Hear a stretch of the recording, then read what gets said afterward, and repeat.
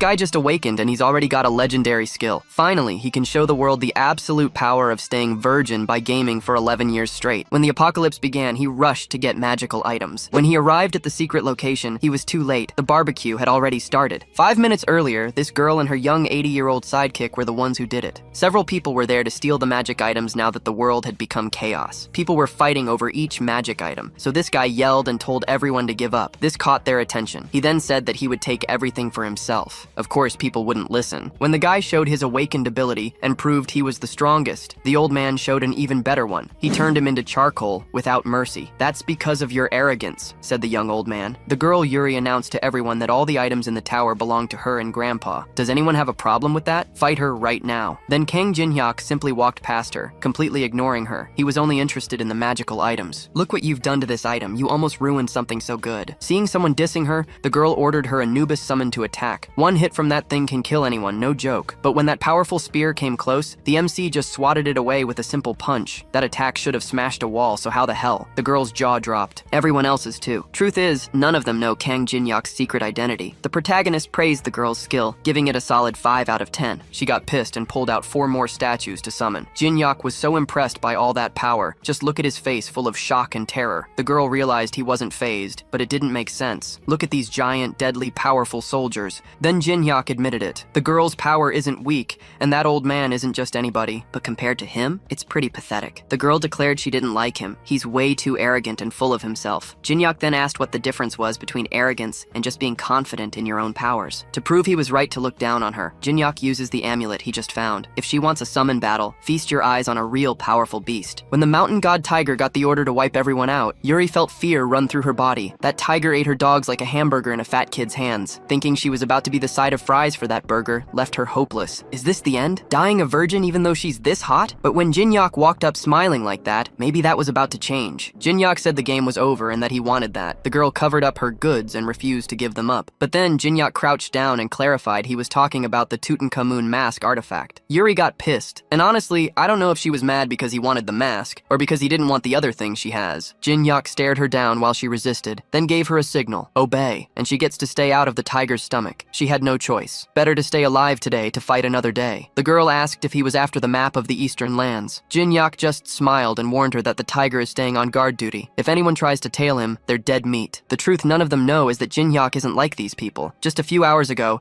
our protagonist was just a total loser, like me, and you watching this video. He spent hours every day gaming on his computer. This game, where he spent 11 years grinding to become rank 1, wasn't simple. It was harder than Dark Souls. We're talking invincible bosses, massive maps, and traps everywhere. Literally every other player rage quit the game. But this loser virgin, he didn't quit. For 11 long years, he sweated it out and became the first and only player to clear the game. As soon as he did, a live stream showed something insane happening in real time. The tower from the game's opening cutscene appeared in real life. Right in front of everyone, a system window popped up saying they were now awakened, and that if no one clears the tower in 90 days, humanity is wiped out. While almost everyone was freaking out and seeing a crisis, Jin-hyuk saw an opportunity. He ran towards the place everyone was running away from, but he wasn't the only one. A bunch of ex-players realized this was the game's tower and headed to the first event location. One of them was a guy he knew, someone who worked at the same streaming company, and asked to team up. Jin-hyuk didn't need to pretend to be nice anymore. He delivered a headbutt hard enough to knock 2 teeth right out of Lee Jong-soo's mouth. Jin-hyuk made it crystal clear. They aren't friends, and they aren't going to be allies. The truth is, Jin-hyuk is the one with the most knowledge about the game. He has no advantage in teaming up with weaklings. As soon as the event kicked off, a giant tree popped up in the center of the hall. Those red fruits hanging from it are the loot everyone is drooling over. People rushed the tree like they hadn't eaten in 10 days. One bite gives you a +3 stat bonus. Once every single fruit was gobbled up, Jin-hyuk just stood there, grinning. Turns out, the tree got pissed off that people ate its fruit because it started attacking everyone. While the mob ran for their lives, Jin-hyuk chilled. He asked Jong-soo if he was a coward. He told him any idiot should know the real treasure only spawns after the fruits are gone. The guy didn't believe it, but he knows Jin-hyuk spent 11 years playing this game. He knows everything. So he proposed a truce to help each other out. Let's go together. But right when they ran, that bastard froze and shouted, "That's for trusting the guy who knocked out your teeth," trying to screw Jin-hyuk over. Jin-hyuk dodged the tree's attack. The branch missed him and went straight for Jong-soo, wrapping him up in a position that, well, you guys definitely recognize from those special tentacle animes. Jong-soo begged for help. Jin-hyuk just smiled and thanked him for being his bait. The target is the mangrove heart. Jin-hyuk knows what to do. Unfortunately, that guy was such trash he couldn't even distract the tree for more than a few seconds. Jin-hyuk grabbed a broken branch to use as a weapon. With his unexplained physical skills, he dodged and defended until he reached the prize. The moment he grabbed the heart, the tree died instantly. That was great. Inside the heart is a valuable gem with an effect way better than those fruits. Upon using it, he got 12 attribute points to choose from. Now that he's assigned those points, Jin Yak is the strongest level 1 player around. Since each level up grants 3 points, getting 12 points is like having level 4 stats. An hour later, news portals announce that the first mangrove of greed has been cleared. A video of the feat will be uploaded to the internet in 10 minutes. The internet explodes. Everyone is talking about it. With few exceptions, most comments express suspicion, claiming he either got lucky or cheated. As soon as the video is posted online, the doubtful reactions intensify. Upon seeing the protagonist with a blurred face, viewers wonder if he hacked the game. They are shocked. The reactions, though varied little, are relentless. On his main account, several people offer sponsorships and partnerships. Even though he knows the mangrove is not easy to defeat at level 1, he didn't expect such a strong reaction of surprise. He finds it understandable since most people haven't played the game's final stages. Kang is very impressed to receive proposals of 1 billion won to collaborate with others. He had lived a very difficult life. Earning money to survive was a constant struggle. It was common to be late on rent payments. He even starved for days to save money for his live streams. The protagonist used to stream himself eating. If he had received such opportunities before, he would have accepted without hesitation. But now he doesn't plan to share his knowledge, not for 1 billion, nor even 10 billion won. The most important things for him now are information and monopoly. This leads to his next destination. The moment the game launched, mana leaked from the tower and spread throughout Seoul. It didn't have a significant effect, but the tower's artifacts suddenly became revered as sacred. Of course, they were fakes. The legendary artifacts were still safely guarded inside the tower. These were merely replicas. He plans to go to the place where he can acquire more of these copies. The National Museum of Korea was essentially a treasure chest, storing countless such items. He is not the only one targeting these replicas. Unlike the tree, which appeared in 7 locations, there is only one museum. People will gather from all regions, searching for these sacred artifacts. Among them will be players who were once ranked and even professionals. He enters the event area, noting that it is quieter than he imagined. As he expected, someone arrived before him, and that person's body is now fried and smoking. Given how much the world has changed, he had anticipated that people would adapt quickly. However, reality often differs from expectations, and some manage to become formidable in just one day. What everyone is targeting is an artifact kept in the classical medieval era gallery. It is the Great Map of the Eastern Land, and it is certainly not a map of Korea. This great map is imbued with magical energy, containing information about the Tower of Trials that everyone seeks. It reveals the locations of labyrinths and ruins, and explains the monsters found within each. That is why everyone wants this great map, even though its information only extends up to the 10th floor. This is more than enough to ignite the ambition in people's hearts, causing them to desire the item above all else. Consequently, they will forget the truly important artifacts hidden by the mud. It was at that moment that our protagonist reached where Yuri and the others were. He destroyed the girl easily, and is now heading to the next floor. Our protagonist has made the preparations, and is now seeking to acquire the strongest ability in the tower. Descending from the 2nd to the 3rd floor, the old man finds an artifact. He asks himself what is happening with Yuri. He wonders how the mysterious man got there. He also asks if he defeated Lee. Our protagonist recognizes the level 1 barrier that prevents passage. The old man says he has never seen a barrier like this before. However, he knows that no physical or magical attack works against this barrier. Our hero looks for the point where the mana flow diverges in order to pass through. He knew there was a way to destroy the barrier, but there was a condition. He asked the old man to constantly use his flame magic to weaken the barrier. The protagonist said, "You must do this until I go inside and return with all possible relics." At that moment, the old man understood that he must keep holding and using his magic while the protagonist was inside. Kang affirmed that he could not turn a high-ranking magic ability user into an enemy. No matter how much he thought about it, the elder concluded that he would have to trust the boy. The old man stated that he would trust the boy. The boy then said, "I will be under Grandpa's care." Immediately afterward, the old man said he would do his best and prepared his fire magic in his hands. He continuously cast magic against the barrier to weaken it, while our protagonist waited for an opening. Seeing the barrier open for a second, he prepared to cross. Our hero was not fooled and knew that someone had already been there, just like on the other floors. The iron sword with the name Qianlong written on its sheath was stolen. He recognized that the man who did this had already done what he needed to do there and left. He was also certain that it was this person who erected the barrier. The enemy was planning to leave after taking what he wanted. Kang noted that these people did not fight. The enemy was not trying to risk anything. The protagonist was certain that the enemy didn't know he picked up a second-hand relic. He then picked up the Yang Yong Tongbo. This was a personal inherent ability and the last piece of the puzzle. It was required to create a more powerful ability, along with the materials he needed. These materials included the Persian ceremonial mold and the others he had already acquired. Now the three relics were reacting with each other in front of him. At this moment, the system revealed that against all odds, he had successfully combined the relics. He acquired an SS-level relic called the Eye of Truth. It was very difficult to obtain and could see a person's status window, as well as determine if someone was telling the truth or not. The Eye of Truth was the best of the 5 eyes that exist in the world. Another reason that brought the protagonist here was the secret mission to combine 3 replicas and create an S-rank item. By acquiring the requirements, Kang gained the inherent ability of fusion. This skill allowed him to copy others' abilities and fuse them to create superior powers and dimensions. If the difficulty of the copy condition exceeded the limit, it would be partially altered. The old man said, "I cannot resist for much longer." He told our hero, "Come back if you are done." Kang Jin Hyuk thought about copying the old man's abilities and planned how to do it. The copy condition was to make Min reveal his feelings from beneath his mask. In other words, Kang just needed to irritate Min Jungwoo. When the old man told him to hurry up, Jin Hyuk told him, "Stop using your ability." This left the elder confused as Kang stated that there was no longer any reason for the old man to do so. The old man was shocked and asked, "Why did you ask me to use my powers?" Next, our hero used the word carpo to close the barrier. It was easy to break the barrier, provided one spoke in Latin, and the protagonist knew this. However, the old man actually did nothing to help him. Kang said the word in a low voice. There was no use attacking non-stop if the attacks did not even penetrate the barrier. It was a waste of magic. Now he knew that the elder's magic was exhausted, and his next step was to anger him. He already knew all the details about the tower. Therefore, the map, which has information only up to the 10th floor, was useless to Kang. This did not mean he would give up the information easily. While Min Jungwoo was confused about what he was doing,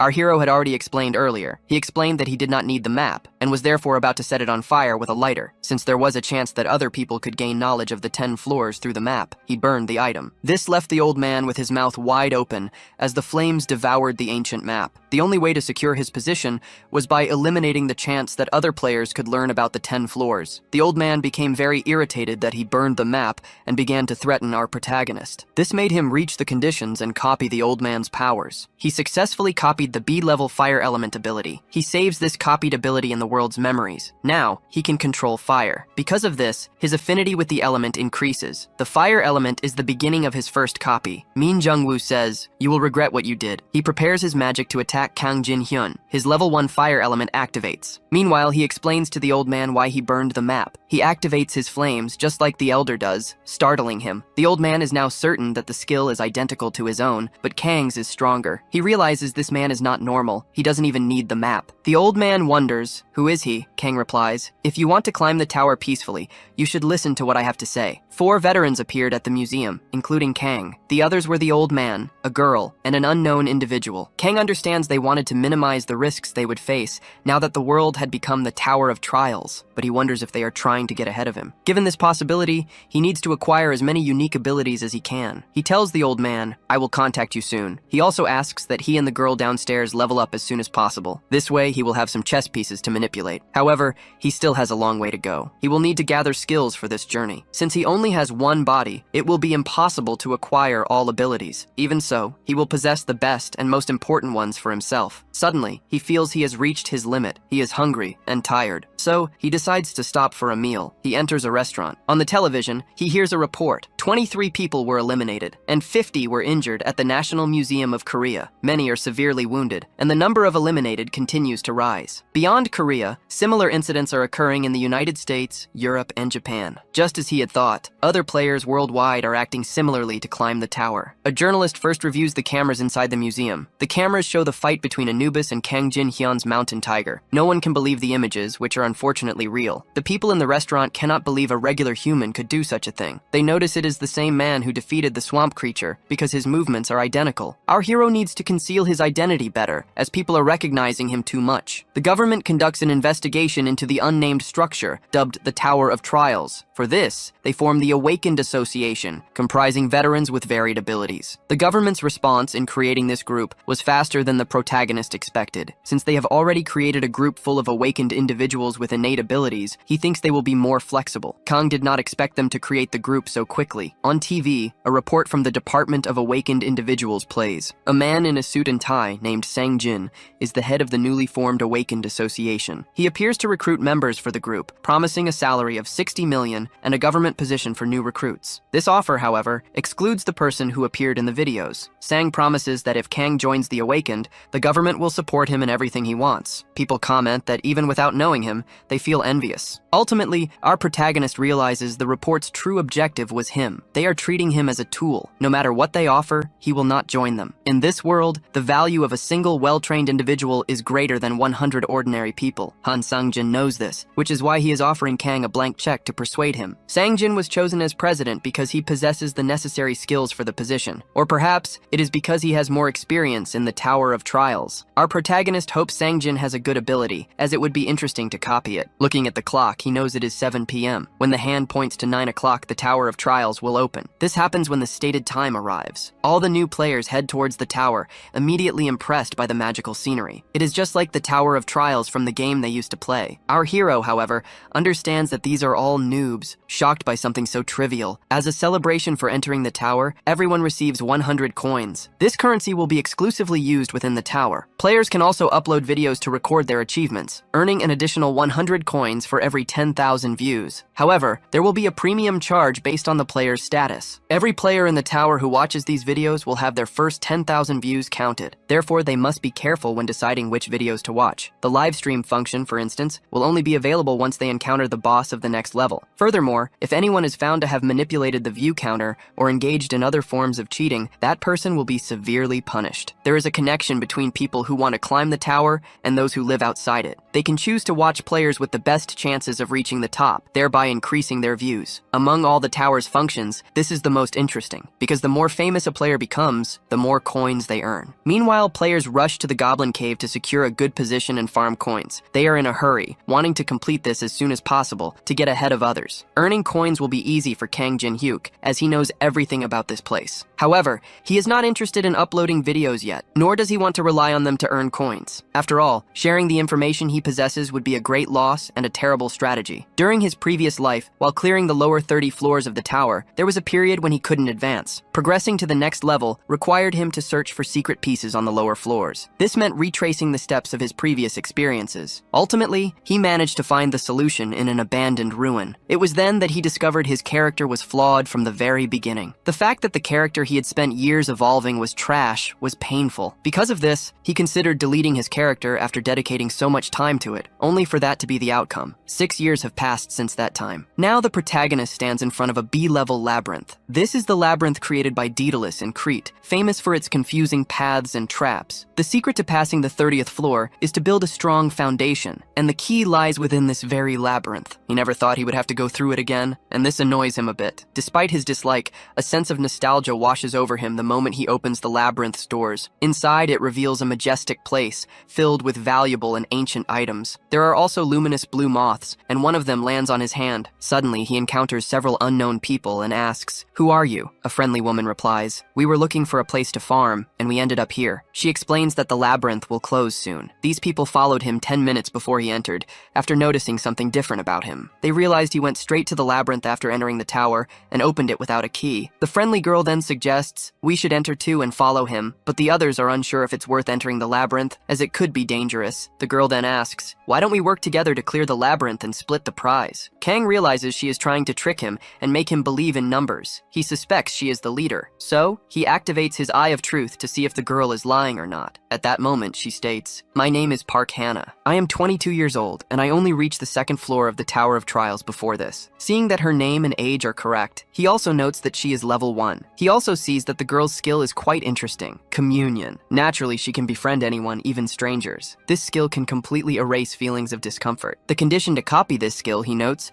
is to cooperate with her for 240 hours, and to ensure no one else is nearby when those hours conclude. Our protagonist knows the communion skill will be useful for dealing with a villain in the future. Jang Chul-sik introduces himself, stating he quit playing after spending some time on the first floor. Two other girls introduce themselves. They mention reaching the first and third floors, respectively. Two other boys state that this is their first time playing the Tower of Trials. Our hero introduces himself amiably as Kang Jin-hyuk. He knows this group will try to attract him later. Therefore, he doesn't even bother memorizing their names. The amiable girl asks if he has played the Tower of Trials before. She then inquires which floor he reached. She places her hand around his arm, activating her communion skill. A feeling of affection for her arises. However, it doesn't work correctly. He realizes this is how she uses it. If he hadn't known it was a skill, he might have fallen for her charms. He responds, "I went as high as I could when I played the game before." Park Hannah finds it strange. The communion skill doesn't seem to have worked on him. She asks him to describe the monsters living in the labyrinth and their specific characteristics. Our hero reveals that this labyrinth changes at fixed time intervals. This surprises everyone. They begin to scream in despair. The girl asks, "Shouldn't this just be a first-floor labyrinth?" Suddenly, a trap activates. Stones begin to strike the walls and move toward the group. One stone comes dangerously close to Park Lee Hannah. She flees at the last instant. Another person from the group warns a novice, "You'll be crushed if you stand still." Eventually, everyone manages to escape. The stones cease their movement. Everyone is desperate. They had thought it would be a simple labyrinth, with nothing special beyond its ruins. Kang Jin asks, "Have you never seen a labyrinth with changing terrain before?" Hannah notes that this place is too dangerous for level 1 players. They must leave as soon as possible. She asks her friend if she can find the exit using her skill. However, the girl replies that her skill was cancelled when the labyrinth began to move. This means they cannot find the exit. They are trapped there. Jin Hyuk had been wondering why they entered the labyrinth with such confidence. They were relying on a navigation skill. The noobs must have thought this labyrinth would be easy. He decides to disregard the idiots for now. After all, something dangerous will appear soon. Park shouts and asks, "Why didn't you tell us about the labyrinth's changes, Kang? About the flying walls?" She is angry because they were injured even while dodging the attacks. They blame him for the attack and accuse him of hiding information. Kang takes a deep breath and asks, "Did I by any chance ask you to follow me?" In a threatening tone, he says, "You followed me of your own accord. I didn't drag anyone by force." One of the boys in the group becomes enraged. He materializes a sword, intending to attack our protagonist. He shouts at Kang, claiming, "I didn't like you from the moment I saw you." Before the boy can finish his sentence, he is sent flying by an extremely powerful blow. The other group members begin to cry, desperate. At that moment, a creature appears in the labyrinth of Crete. It is the Minotaur itself, charging aggressively toward the boys. Its axe, previously embedded in the wall, flies directly into its hand. The Minotaur begins to roar. Park Hannah thinks they will all be eliminated. However, Kang Jin-hyuk orders,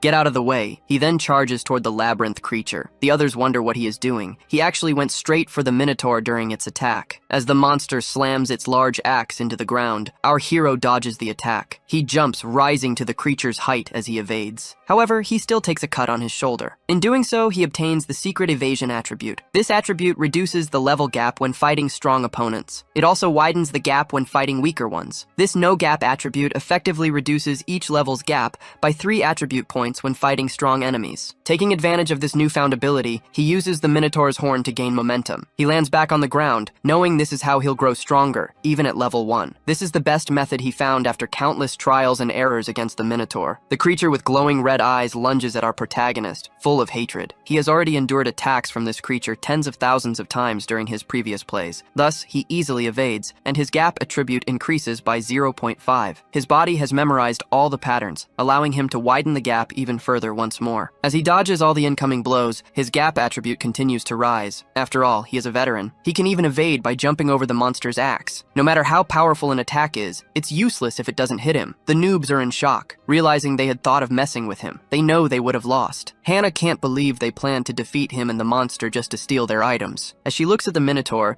she realizes how crazy her earlier thoughts were. The protagonist states, "The monster is slow and it won't hit me this way." This makes the creature roar and try to attack him again with its gigantic axe. Kang Jin-hyuk knows that getting stronger quickly is a simple task. He just needs to put his life in danger, like when he was almost hit by the axe in the neck. The more he does this, the greater the rewards will be. Because he narrowly avoided a fatal attack, his gap attribute level increases by 1. again. Gaining an attribute point for a few scrapes isn't a bad trade. Still, one wrong move could be dangerous, even fatal. He notices that the group of new players is trying to escape. Park Lee-hana tries to analyze the walls to find a way out of the labyrinth. Suddenly, our protagonist appears behind her and asks, "Where are you going?" The girl startles, and he tells them that everyone should do the same if they want to increase their attributes. He states that if they dodge attacks, they will receive secret attributes. He says with a tone of irony, "I'm sharing good things with you all." Meanwhile, the Minotaur charges at them, full of hatred, intending to destroy them. Hannah begins to cry in despair as the Minotaur's axe flies and explodes against the wall. The protagonist asks, "Why did you just stand there? You should have ducked, or put some distance between you. That cost one of them their life." Our hero stands still, facing the Minotaur without any fear. Suddenly, he notices the wall's shifting position, and he flees from there. He bids farewell to the Minotaur,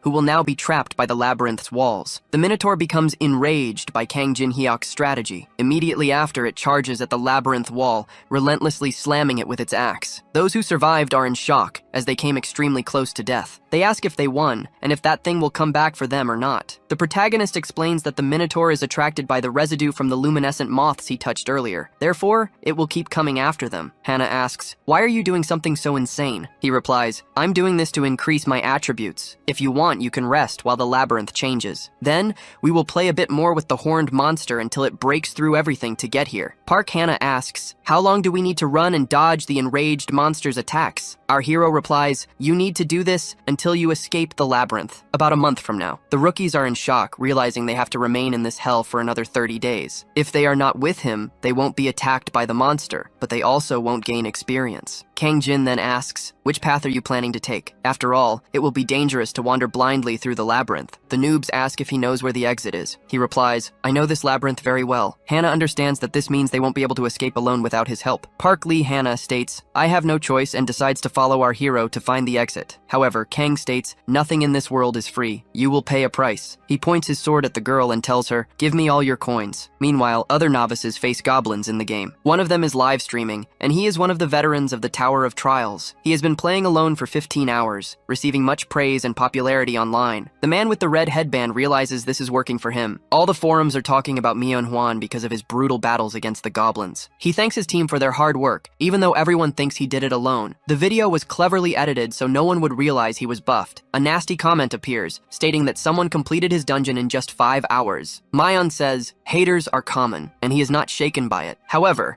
a new video soon enters the Hall of Fame, causing their video's ranking to drop significantly. This person, now in the Hall of Fame, is the first in the world to successfully refine an item to +10. Juan finds this impossible, and our hero's video skyrockets in the rankings. 10 minutes ago, he told the group, "Don't stand still. Do what you need to do." They need to collect moss to make a bed, and wood to light a bonfire. The novices reluctantly obey, while our protagonist opens the market. First, he wants to protect his coins. For this, he buys 3 enchanted tarot cards. He also buys a worn-out bronze key, pieces of a wagon, and 10 refinement scrolls. These are bad items that no one else would buy, yet he completes the purchase. Because the most important thing is how these items are used. Kang Jin decides to combine the 3. The combination is successful, and he creates the Wheel of Fortune, named after the Roman goddess of luck. This is an S-level item that increases his luck for 10 minutes. After the combination, he knows that luck has a limited range. An ordinary person would not realize the usefulness of luck if they don't know its limits. But he knows exactly what those limits are, since he remembers everything from his past life. Using the Wheel of Fortune,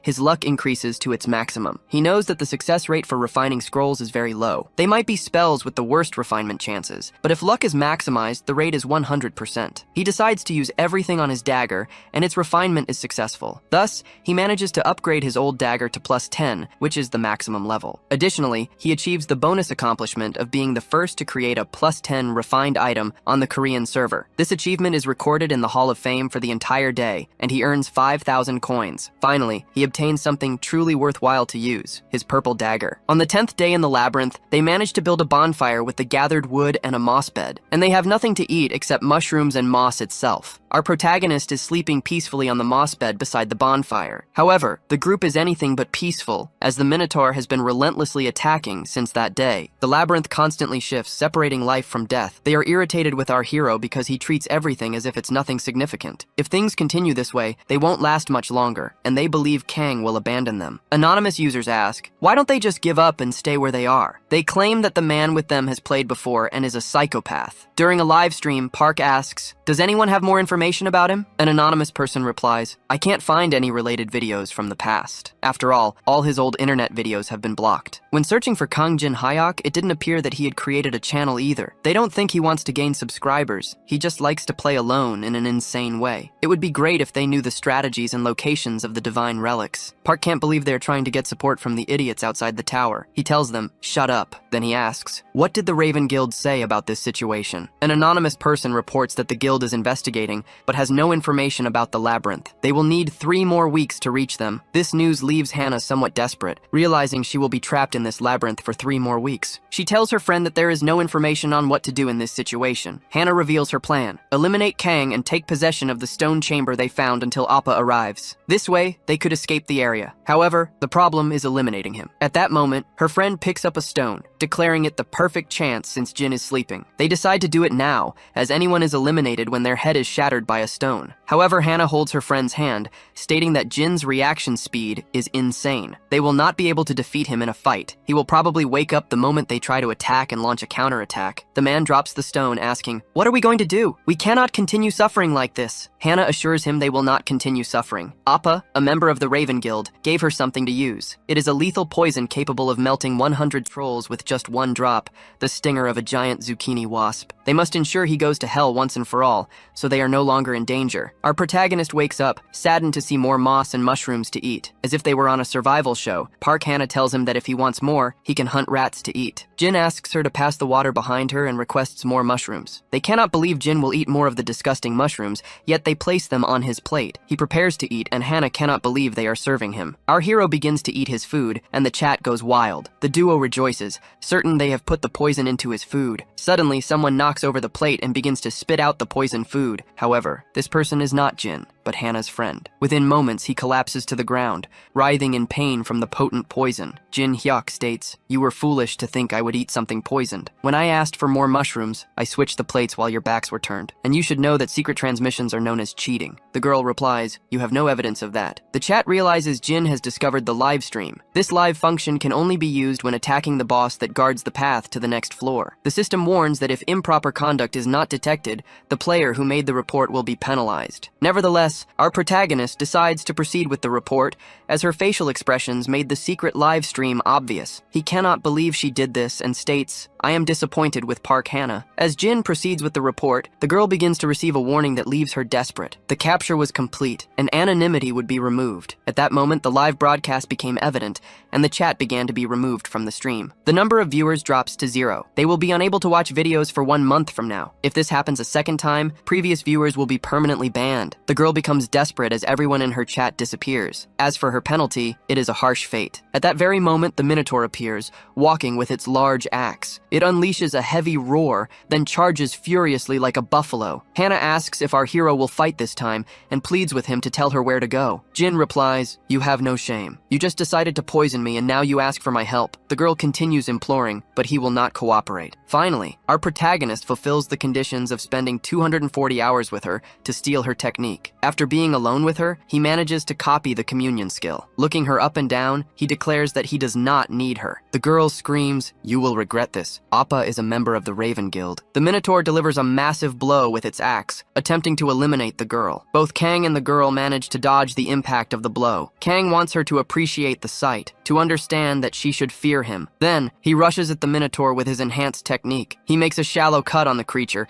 before bouncing off the wall to return to the ground. Kang acknowledges that the damage was minimal, but it was worth reducing the level difference. He knows he won't be able to defeat the creature directly. That is why he needs the Minotaur to suffer similar circumstances. At that moment, the protagonist rushes towards it, dodges an attack, and activates Fire Element Level 1. He launches a powerful burst of flames against the Minotaur. The creature dissipates the wall of fire and begins running towards our hero. However, something causes the great labyrinth creature to falter. It drops to its knees on the ground, completely stopping its movement. If the monster's muscles swell, the meat becomes tough to chew. The protagonist says he is almost winning, but he knows the monster will reveal its secret card. Suddenly, the Minotaur, guardian of the labyrinth, activates Berserk State Level 10. It lets out a great, earth-shaking roar. The Minotaur stands up, roars again, and appears to become much stronger. This leaves Hannah scared, making her question how they can possibly defeat it. Green energy emanates from its horns, and smoke billows from its nostrils. Its attack power and speed increase by 30% for 5 minutes. An additional characteristic, increased intelligence,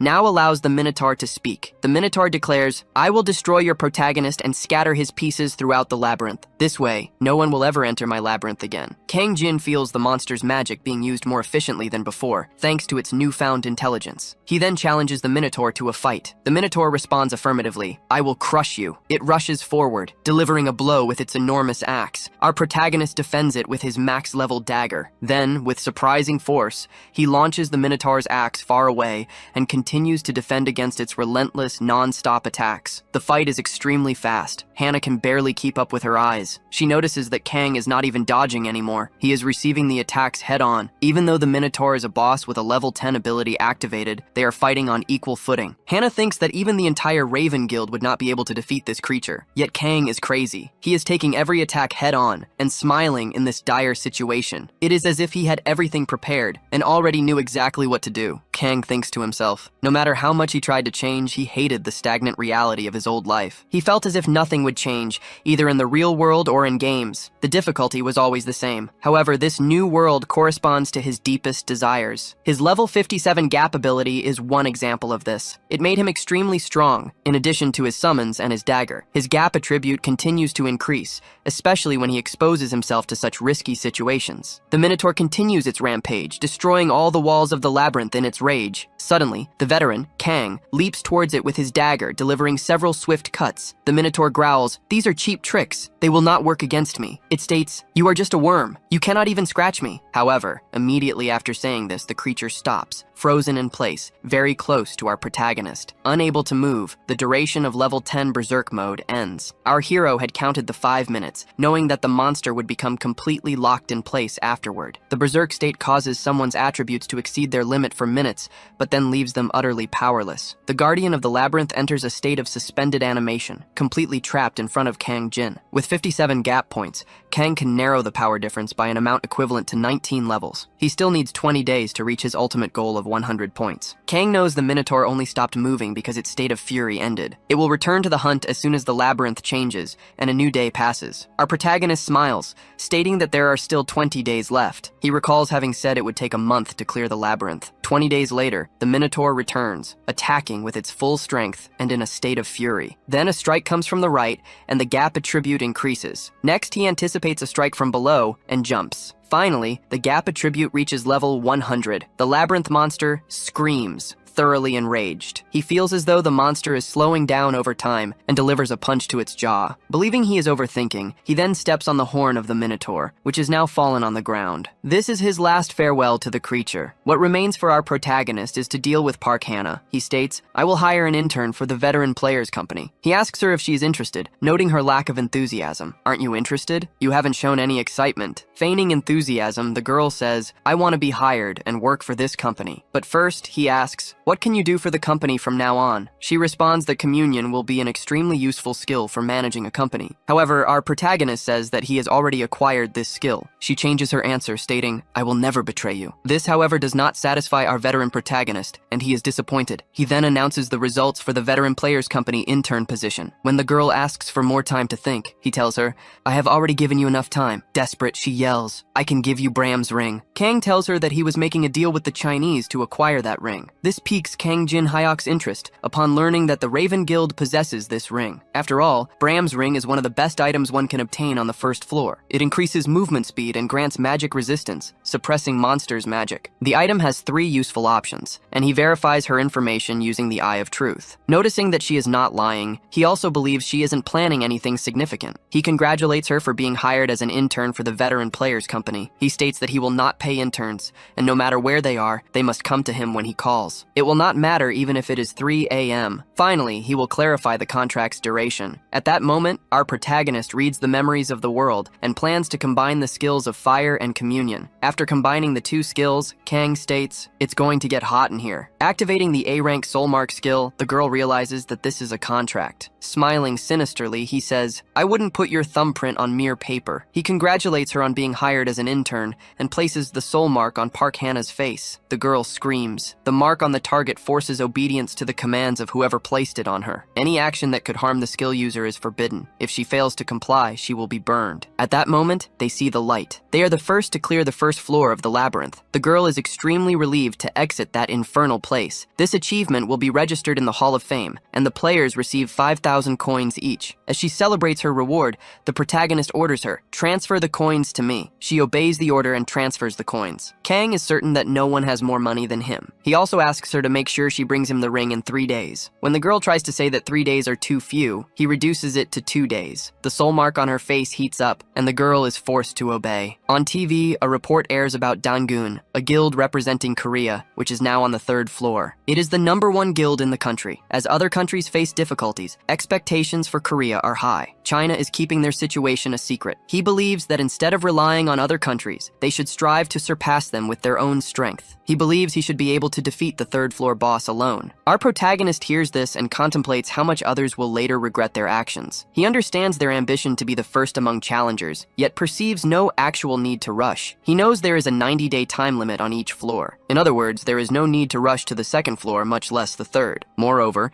if one's foundation is poor, the difficulty level increases significantly. The moment a wall is hit, the pressure from the difficulty level will skyrocket. This is especially critical because there is no turning back from humanity's extinction. Therefore, he decides to gather public information this month. In this world, where lies are overwhelming, he needs reliable people to acquire high-quality data. There is a trustworthy source he has used for a long time. He accesses this specific site. He then connects with Big-Headed Bro, whose real name is Lee Taemin, and Punchy Hothead, whose real name is Yoon Yan Hwa. Kang notes that their personalities are quite different from how they were in the game. These are veteran players who were with him in the Tower of Tests 2 years ago. Today marks the first time he has met them in person. He uses his Eyes of Truth ability to check their information. Lee is level 11, with the innate ability King of Machines. Just as Kang thought, Lee also acquired this ability again this time. This innate ability specializes in large-scale battles, with the drawback of consuming a lot of mana. Yoon Yan is level 12, and her innate ability is Taekwondo Devotee, which deals significant damage. Seeing their similar levels, Kang assumes they are hunting together. This makes sense, as they always worked together in the past, too. The condition for Kang to copy their abilities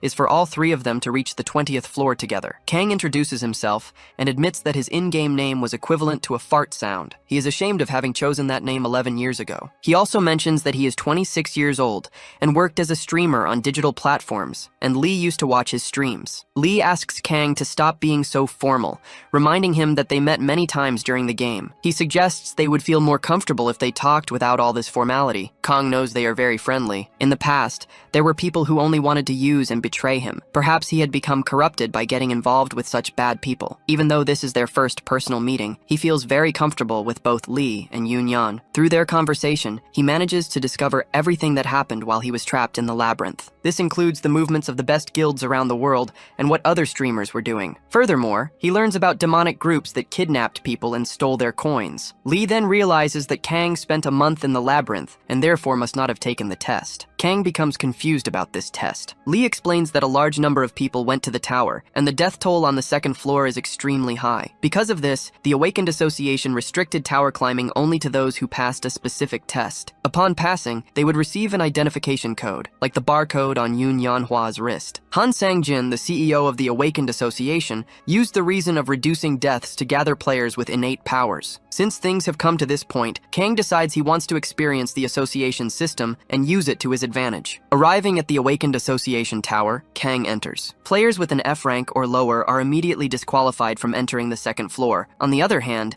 if one receives a high rank, they will get many calls from the nation's best guilds. That is why there are 3 types of people who enter the test site. There are those who simply want to qualify to climb the tower. There are also those who come to judge people's ranks, hoping for a journalistic scoop. Finally, there are those who come to public publicly announce their ranks to the world. For example, there is Park Hana from the Raven Guild, who survived the labyrinth, with Park Hajin beside her. Behind them is Kim Gitai from the Fighting Dads Guild. Everyone immediately starts taking photos of them. Kang gets irritated by the sheer number of people in this place, comparing it to a pigsty. Park Hajin comments, "Many people are dreaming of making money." Kim Gitai then demands, "Get them out of the way." Kim Gitai threatens Park Hajin, telling him to perform well today, as he only came because of Park's brothers. At that moment, the two brothers promise to do an excellent job, so as not to disappoint Kim. Their bodyguards begin to clear a path, shouting, "You'll get beaten if you don't move." However, one bodyguard threatens another person who hasn't left the spot. Kang Jin Hyuk asks, "Why would you do that? I took my number and I am waiting for my turn." Park Hajin shoves the bodyguard aside and angrily confronts our protagonist. He declares that he does not know who Kang is and warns him that he is making a mistake and should get out of the way immediately. Everyone watches in shock as our veteran stands against Park Hajin. Kang Jin Hyuk realizes that this is the man Hannah spoke so highly of. He activates his Eyes of Truth ability, checking all the information on this level 8 man. Park Hajin becomes uncomfortable with Kang Jin Hyuk's fixed gaze. Kang discovers the condition for copying his abilities. To copy his innate ability, he must increase his friendship with the target. If he becomes hostile, he can copy any of his common abilities as desired. Upon learning that he can maximize hostility, our hero becomes very interested. Park Hajin continues to threaten Kang Jin Hyuk, demanding he move out of the way, while Hannah watches him in shock. Kang gives a wicked grin in Hannah's direction, making her break into a cold sweat. Suddenly, our protagonist grabs two of Hannah's brother's fingers and maliciously breaks them. Her brother screams in pain. This enrages Hannah's brother, who then prepares to attack our hero. All the journalists at the scene move back to avoid being hit by the impending attack. Our protagonist observes them, then grabs his water bottle and throws it at Park Hajin. Park Hajin slashes the bottle. As he attempts to lunge at our protagonist, he is suddenly struck and falls to the ground. No one understands what happened. They believe he simply tripped and fell on his own. However, Hannah knows Kang Jin Hyuk and understands that it was a direct attack from him. Kim Gitai of the Fighting Dads Guild appears to put an end to the fight. Immediately, our hero activates his Eyes of Truth. The ability fails to activate due to a significant level difference. This means that Kim must be level 20 or even higher. Kim Gitai then states that the young man is problematic, but he has no choice but to work with him, as he is useful in some way. Kang Jin Hyuk asks if he is useful because he is sending Goryo Ginseng. The man asks, "How do you know that?" and is visibly shocked. Our hero replies that the how does not matter and requests more practical questions. For example,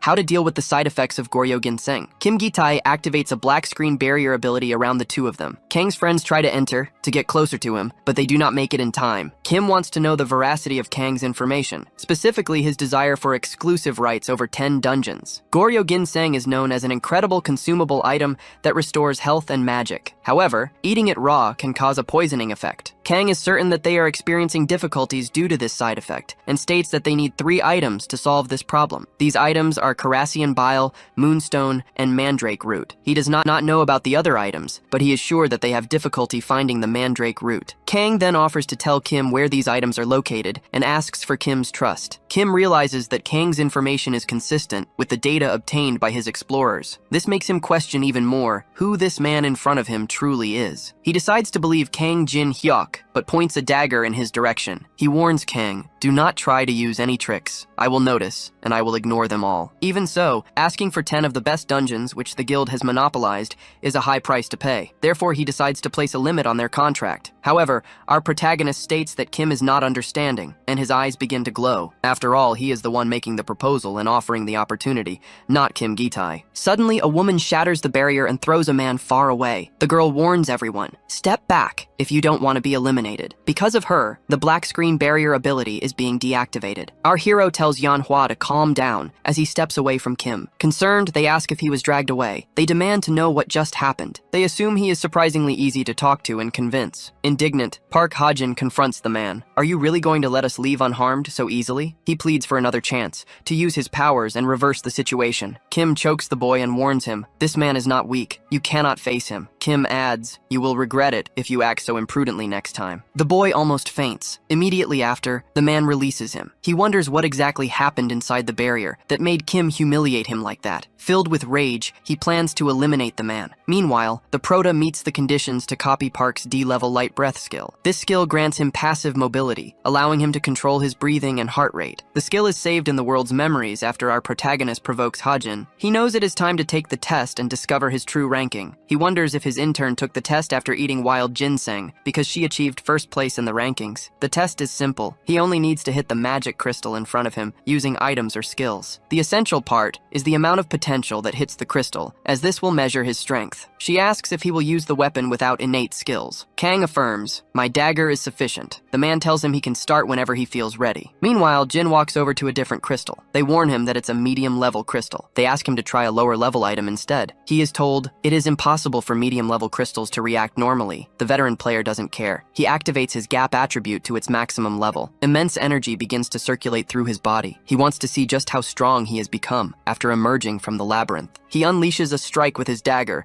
using every ounce of strength he possesses against the crystal. This leaves the man in complete shock. Most people don't even have enough power to scratch the crystal. He had never seen anyone with enough strength to split the crystal in half before. Kang Jin-hyuk is immediately ranked as an S-level magic power player. In shock, the man decides to inform his supervisors about this event. However, our prota asks him to delay this report for 1 week. For a personal reason, he wants this information to be revealed to others only a week from now. Kang states a lesson he learned in life. Sometimes threats work better than the law. He then asks why Hannah arrived there, completely unnoticed. She brings him the item he requested. Our hero retrieves Bram's ring, an A-level item that grants the supreme magical power of monsters. He activates the mark and states, "The 2 days I gave you were more than enough time." He adds, "I will only remove the soul mark if you behave very, very well." His friends ask if he got an F rank. They were so sure he would be ranked above them. He explains, "It's just a temporary ranking. I'll take the test again after 1 week." Obviously, the prota is lying. The second test is in a dungeon, and he plans to look for specific items before taking it. He tells them not to worry about him. They should continue climbing the tower, and he will contact them later. The first test measures a person's magic power and assigns a rank. Those who pass move on to the second test. The instruction is simple. All they need to do is complete the dungeon within the test tower. Since there is no difficulty limit,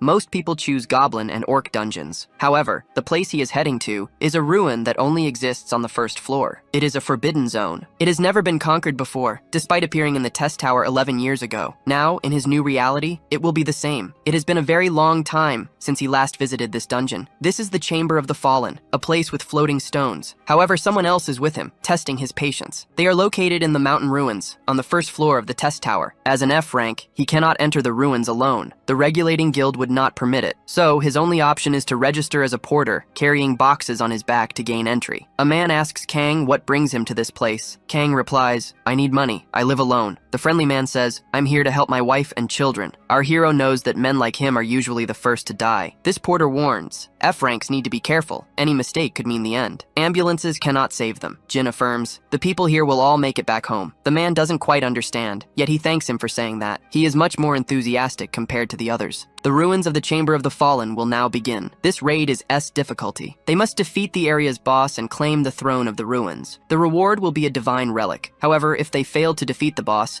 the selection of relics will be limited. Meanwhile, the box porters arrive at a resting spot. A brief pause before the raid begins. The bonus for the first to conquer the tower has arrived. It consists of special items. This bonus is opened, granting an additional 10 points in luck and adaptability. The Cold Heart skill is activated. It allows the user to maintain composure, even in stressful situations. In addition, the passive skill Monopolize is also activated. This skill accumulates the last given reward and can enhance all presented rewards. This excites our protagonist. These are excellent skills. He finds it incredible when he manages to choose a great reward from the thousands presented in the test tower. But now, that probability will mean nothing to him, not after acquiring these new abilities. Suddenly, a group of men emerges from a portal. One of them says, "My head just can't get used to this, no matter how many times I do it." The porters realize that this is the main attack unit of the Balhae Guild. Using his Eye of Truth skill, he wants to analyze the man who appears to be their captain. This man organizes the ranks as he walks, ensuring they follow the advance group. His name is Song Chunhwa, level 14, 29 years old, with very high attributes. The condition to copy his skill is to earn his loyalty during this raid. This makes our veteran apprehensive. Earning his loyalty will be difficult. For the attack captain of one of the top 10 guilds in the country, Kang finds this condition strange. He thinks this is fine, as long as he is not late for his duty. The guild's mage states, "From here on it will be dark. Stay close to me. No one can be rescued." The level 1 illumination skill is activated by his magic staff. It illuminates the entire area of these enormous ruins. The group notices that the monsters the advance party faced were completely annihilated. Furthermore, the atmosphere within these ruins is quite mysterious and unsettling. They inform Chun Hua-hyung that the group of porters is present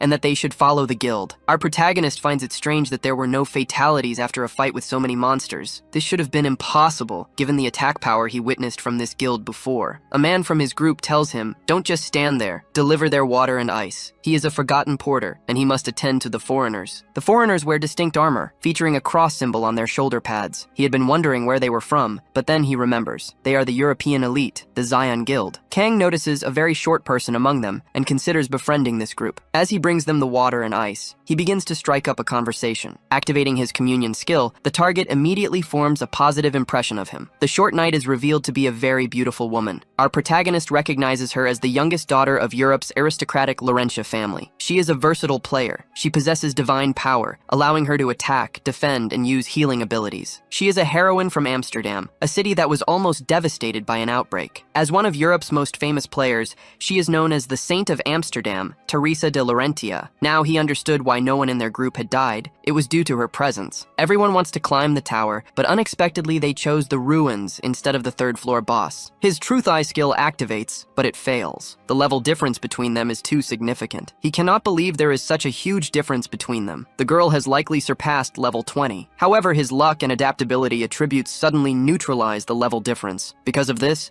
Truth Eye reaches level 2 and activates successfully. He can now view the target status window. Teresa de Laurentia is 22 years old and level 29. She boasts impressive attributes and ranks among the top 100 players. Therefore, the condition to copy all her abilities is to save her life in a dangerous situation. He is not surprised that people are going crazy over her, as her attributes are truly impressive. He notices she has an active class quest. This explains why she gave up fighting the boss and came to the ruins instead. The girl thanks him. Our protagonist says, "I should be the one thanking you for your presence." He is grateful. He has received an opportunity to gain an innate ability, the strongest among paladins. This ability is called Blessing of the Stars. The only problem now is creating a situation where she is in danger and then saving her from it. This is definitely not an easy condition to fulfill. Suddenly, shouts erupt. They are screaming the guild captain's name as if someone is in immediate danger. They tell Hyung that they are in serious trouble. This is due to the Guardian Sentinel. The system announces, "The Guardian of the Ruins has spotted the intruders and initiated an attack. You have 10 minutes remaining." The Ruins security system activates a bomb whenever it receives an external stimulus. After this stimulus, it invokes the Sentinel. They suspect some idiot must have triggered it. However, they don't want to complain. The creature has already awakened, and they only have 10 minutes left. It would be foolish to fight the Guardian with their current attack power. They would only end up losing. He decides to evacuate the non-combatants within the next 10 minutes, but he quickly changes his mind. He cannot think of the end if they haven't even started to fight. Hyung becomes very confused. He knows how difficult it was to become captain. Because of this, he does not want everything to end this way. He decides to press onward, deeper into the ruins. People think he is crazy, especially since the reinforcement group hasn't even arrived. They warn that the Guardian will appear from all sides. He commands them to follow him, reminding them that he is responsible for the guild. They can do this even without the reinforcement group, as they have Saint Teresa by their side. Other knights arrive, warning that the Guardians have awakened. However, they say not to worry. A giant guild like Balhae would not proceed without a plan already in place. A man states, "You should listen to the captain. By now, they have surely defeated the Guardians." However, immediately behind him, a large sentinel appears. It utterly destroys him, crushing him as if he were nothing. Other warriors stand before the sentinel knights, completely terrified. They prepare for a difficult battle, facing multiple sentinel guardians at once. The front attack team warns, "The Guardians have arrived. Prepare for battle." The captain orders, "Tanks to the front. Carriers stay behind." Everyone begins to obey. He commands them to cast buffs on the tanks to increase their damage output. Song Chunhwa activates his Iron Shield skill, level 3. Additionally, he uses the wedge formation, level 2, positioning all shield bearers at the front. Lee activates his Warrior's Song skill, level 2, increasing the strength of those on the front lines. They maintain their formation and charge towards the sentinels. A very difficult battle ensues. Numerous shield bearers advance with their buffs, attempting to defeat the sentinels. However, they warn the captain, "We need tanks on our side. Otherwise, we will not resist." They also request a healer. Solo players are beginning to fall. The captain knew there would be casualties, but he couldn't do anything at that point. He didn't have the energy to worry about mere solo players, focusing instead on helping guild members with their systematic tactics. Meanwhile, the solo players lacked the skill to deal with groups, and they were spotted by the sentinels. They felt abandoned, and eventually they would perish if no one saved them. However, the level 4 cross sign skill was activated by Saint Teresa, Teresa, who came to save the solo players. She defeated several sentinels at once, saving their lives. She noticed that 2 guardians had bypassed the attack team, and the non-combatants were now in danger. Because of this, she quickly began heading back to the hall to save the porters. Back at the supply station, the porter had not been protected and was gravely wounded. He felt he was about to perish, as a sentinel prepared an axe attack against him. However, this sentinel was cut into several pieces and defeated by our protagonist. He recalled the old man, to whom he had promised they would all get out alive. With no time to celebrate, the porter warned him that another guardian was right behind him. With quick reflexes, our hero dodged, then activated a fire skill. A huge smile spread across his face as he prepared to incinerate the giant knight. In just one attack, he brought down the monster and waited for someone to finish it off. He needed to maintain his level 1 status and thus did not want to eliminate this guardian himself. He couldn't believe they had awakened the guardians of a brutal ruin and saw no benefit in doing so. He wondered who had done this. At that moment, Saint Teresa arrived to save the porter. She had thought he was a good person until she saw him threatening a non-combatant with a knife. She asserted that it was Kang Jin Hyok who had awakened the guardians and declared she would arrest him immediately. Confused, he received a sword attack from Saint Teresa. She pleaded, "Don't resist. I don't want to hurt you." He tried to explain, saying it was a misunderstanding, but she refused to listen to his excuses now. She continued attacking him with her weapons. Seeing that it had come to this, he retaliated. He pushed the woman against the stone wall, lightly injuring her. Pointing his max-level dagger, he affirmed that he was not the one who had awakened the sentinels. After all, if he had done it, he would have eliminated her instantly. The porter asked, "Why are you two fighting? Kang saved my life." When Teresa heard this, she repeatedly apologized for the misunderstanding. Our protagonist understood her, saying, "Anyone could have misunderstood the situation." She then asked, "Why did you hide your identity from me?" Jin Hyok replied, "It's for the same reason you are. I'm on a secret class mission. I'm trying to obtain St. Peter's written oath, and I'm using the Zion Guild as a smokescreen. I'm also looking for a secret item." She then wondered how he knew all of this. He also asserted, "I want to know all the tactics of this ruin, and I believe it will depend on your skill. So can we proceed together on this journey?" Meanwhile, the guild captain stated that they needed to gather their forces to move forward. He told Teresa, "There's no reason to move independently." She responded, "You have a map of the ruins up to the checkpoint,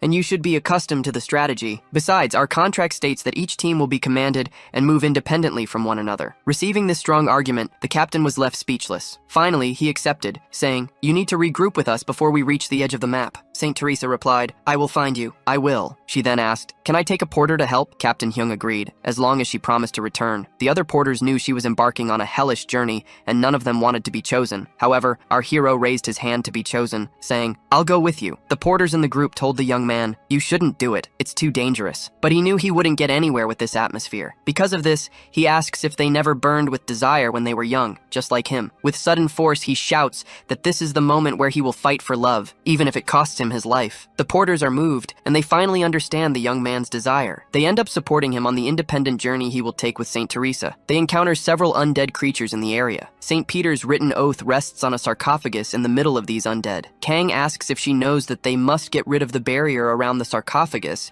and she confirms that she does. Suddenly, they receive a warning. It states that the owner of the Chamber of the Fallen is watching them. This is an indirect message from the boss, who had never shown any attention to players before. The saint asks if he saw the message, and she believes it was sent by the boss himself. However, she does not understand what he meant by watching them, and she thinks that perhaps he recognized her. Surprising her with his confidence, our protagonist states that he was the one recognized. Teresa then asks about the strategies for this place, which he had mentioned knowing. The paladin leaps into the midst of the undead horde and activates her warrior's song ability. All of her attributes will increase by 3 for 10 minutes. She is following the simple strategy Kang outlined, which is to attract the creature's attention. They all brutally rush towards her the moment she unleashes her divine power. They enter a state of chaos. She activates a light and begins to attack them non-stop. While she attacks, the veteran steps over them, trampling their heads. Teresa has drawn the attention of everyone. The fact that she is handling the monsters reduces Kang's chance of leveling up. Suddenly, a red lightning bolt strikes the middle of them, surprising both of them. Lich, the skeleton in black robes with a red staff,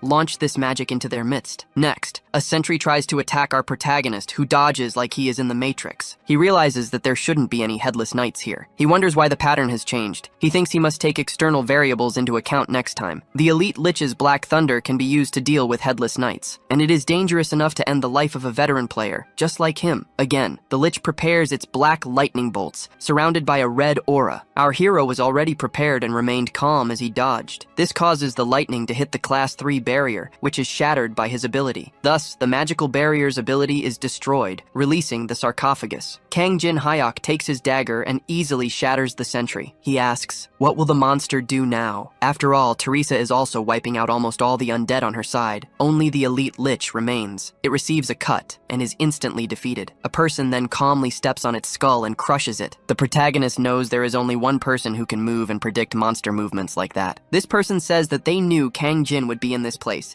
They point a sword in his direction and say that it has been a long time since they last met. They ask, "Don't you recognize me?" At that moment, Kang activates his Eyes of Truth, which are not nullified by level differences. He is then able to see the target's status window. He discovers that his name is Choi Yu Sung. He is 28 years old and level 29. The condition to copy his ability is to defeat him with a sword, which is the weapon he trusts most. Choi possesses an iron sword with Chen Long engraved on it, which was stolen from the National Museum of Korea. Back when the game was virtual, there was a person who, after losing to him twice, continued to challenge him, no matter the place or what they were doing. He followed an extreme warrior concept. Kang asks, "Are you that psychopathic stalker from back then?" The man becomes annoyed because he wasn't recognized now that the game has become reality. Our protagonist remembers, but he doesn't want to believe that the person from the museum was him. However, after losing to him many times in the virtual game, he asserts that things will be different now. He declares that since both of them have returned to the beginning, he will no longer be defeated by him. Kang says he will not stop him if he truly wants to fight. He asks if the stalker is sure he will be alright, as his companion will not simply stand by and watch. When the stalker sees the saintess, he realizes that Kang has an annoying companion, but he declares he will not allow anyone to interfere in their duel. Thus, Choi Yu Sung activates his battlefield selection skill. By striking his sword hard against the ground, he creates a battle arena for the two to fight. Our protagonist tells Saint Teresa that he will find her after this duel. She remains without reaction, as our protagonist is transported into the combat arena. Upon arriving at the location, the stalker says,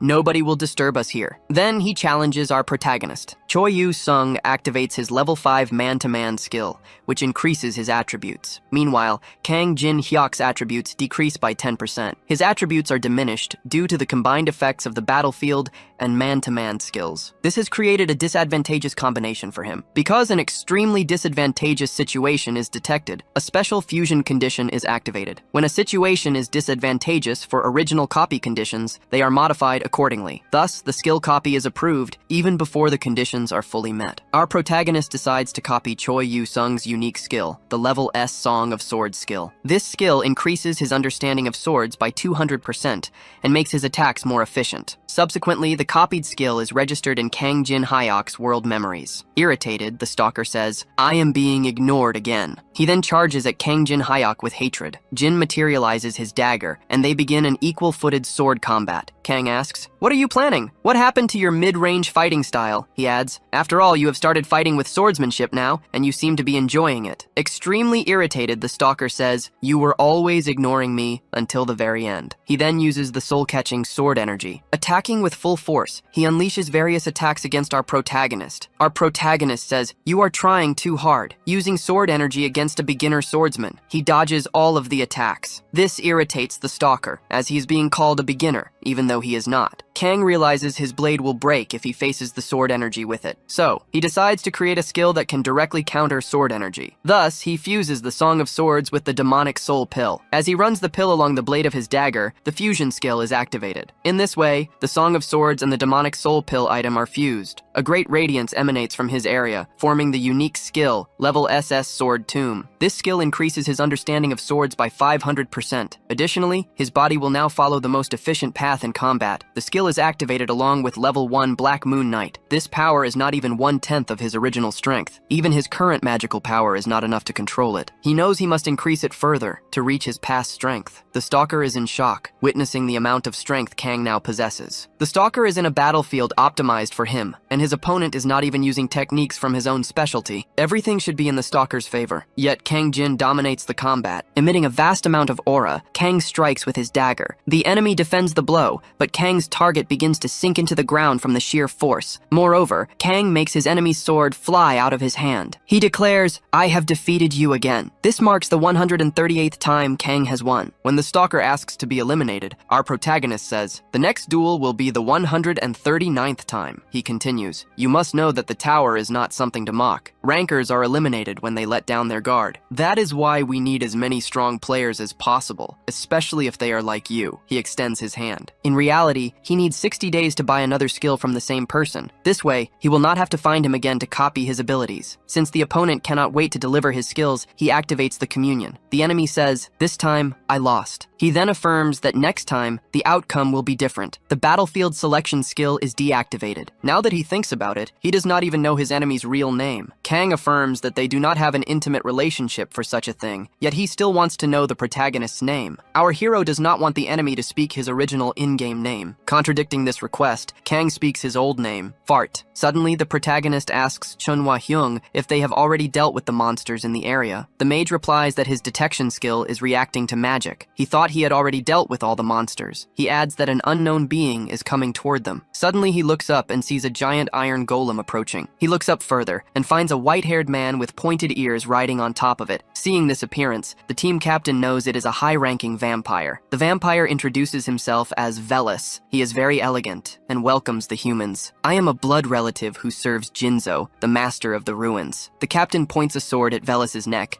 and asks what his objective is. The vampire then realizes the captain is the leader and states he has come to bring them a proposition. It is, in fact, a choice. Come with me in silence or face a brutal fight. Velis activates his blood feast skill, which begins to manipulate all the tomato sauce in the area. The ketchup from people's bodies starts to seep out. Thus, all the group members begin to lose all the sauce they had in their bodies. Half of them will become appetizers, while the others are dragged away. This ability leaves Hyung completely terrified, seeing his men dying. Meanwhile, on the journey of the paladin and our protagonist, she activates her level 5 divine purification skill. She takes the SSS ranked frozen tear, and her magical power increases as it is absorbed. After consuming the item, her magical power increases by 12. The frozen tear was obtained along with the demonic soul stone, and it is very difficult to acquire. With the help of the divine power, her attribute was already at 12, now adding another 12. The protagonist is happy with this amount. Suddenly, the master of the fallen chamber sends them an invitation. The invitation states, "If you wish to save the attack team, you must go to the inner hall and find the master. If they accept this mission, all monsters and traps leading to the final room will be removed." Teresa believes that the people from the attack team have been kidnapped and turned into hostages. Without thinking twice, she says, "I will go. There is no reason to hesitate even if I only save one person." However, she wonders if she will be able to defeat Jinzo this way. She also questions what will happen if she becomes a toy for Jinzo, exactly as Jinzo wants. She cannot imagine a fight against her without the support of the attack team. All she wanted was to protect another person as a paladin, and she wonders if she made the wrong decision. Her new companion says, "There is nothing to do with the attack team. I will go ahead." He adds that if she is having difficulty making a decision, she can listen to his advice. He says, "Jin has no sense of honor and is a selfish human. That is why I continue to challenge her. Even so, I am certain that in this world, I am the only person who can defeat Jinzo." He apologizes for speaking too much, and the paladin thanks him for the advice. Teresa then offers to put our protagonist in a group. Our hero states, "My contract fee is not cheap." He asks if she wants to proceed with it. She promises, "I will give you all the coins I possess if you help me in the fight against the chamber master." Hearing this, he realizes the girl wants to proceed, and he accepts the contract. After closing the contract and accepting Jinzo's mission, the monsters fall dormant, and they proceed to the final hall. The amount of magical energy being emitted is extremely high. Upon realizing this, Kang asks Teresa not to be afraid, and questions if she knows the opponent's strength. In battles, the strongest doesn't always win. Kang Jin Hyuk then states that he has a plan. No matter what happens inside, she needs to trust him. With that, they finally open the gate to the last room. Inside, they find numerous people in a throne. Beside the throne stands the white-haired vampire, Velis. Lying on the throne,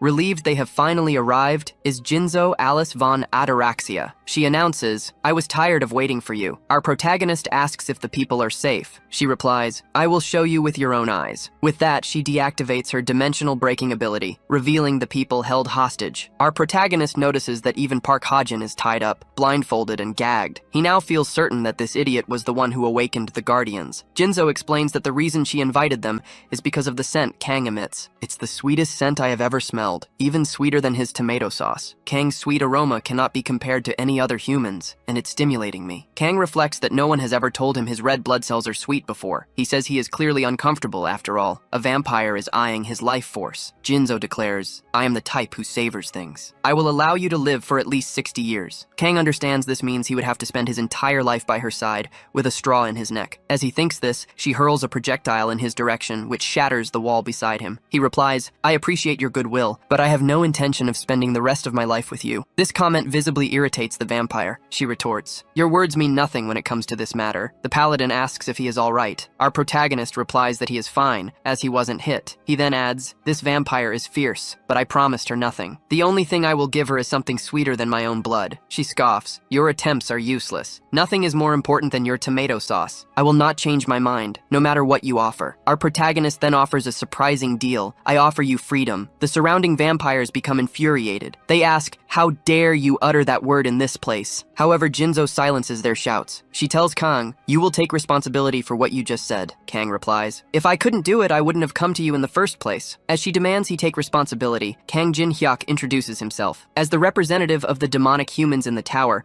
I will liberate this place. As he speaks, our protagonist puts a black mask on his face. Demonic humans is the term for those who have rejected their humanity. This can be for money, revenge, or even personal beliefs. Demonic humans often prevent players from climbing the tower and sometimes even join forces with monsters. The vampire admits, I have heard of this type of human. Are you one of them? Kang replies, I have already been in contact with the temple on the 27th floor, and the fact that you deceived the barrier surrounding these ruins is exactly what they told me. The paladin wonders how he is pretending to be a demonic human and how he plans to resolve this situation. She also wonders what the temple is to have made them so frightened. Kang tells Jinzo, if you know of the temple, then you'll realize my words are not a bluff. Please trust me. However, the vampire declares, I will not. It doesn't matter if you're a demonic human or not. Anyone can claim they'll resolve my condition. Besides, you're too good with words. I don't trust you because of that. With that, she activates her blood spears ability and states, it's a pity I have to eliminate you. Your blood is so sweet. She then fiercely hurls the spears in his direction. Our protagonist, who was respectfully bowed,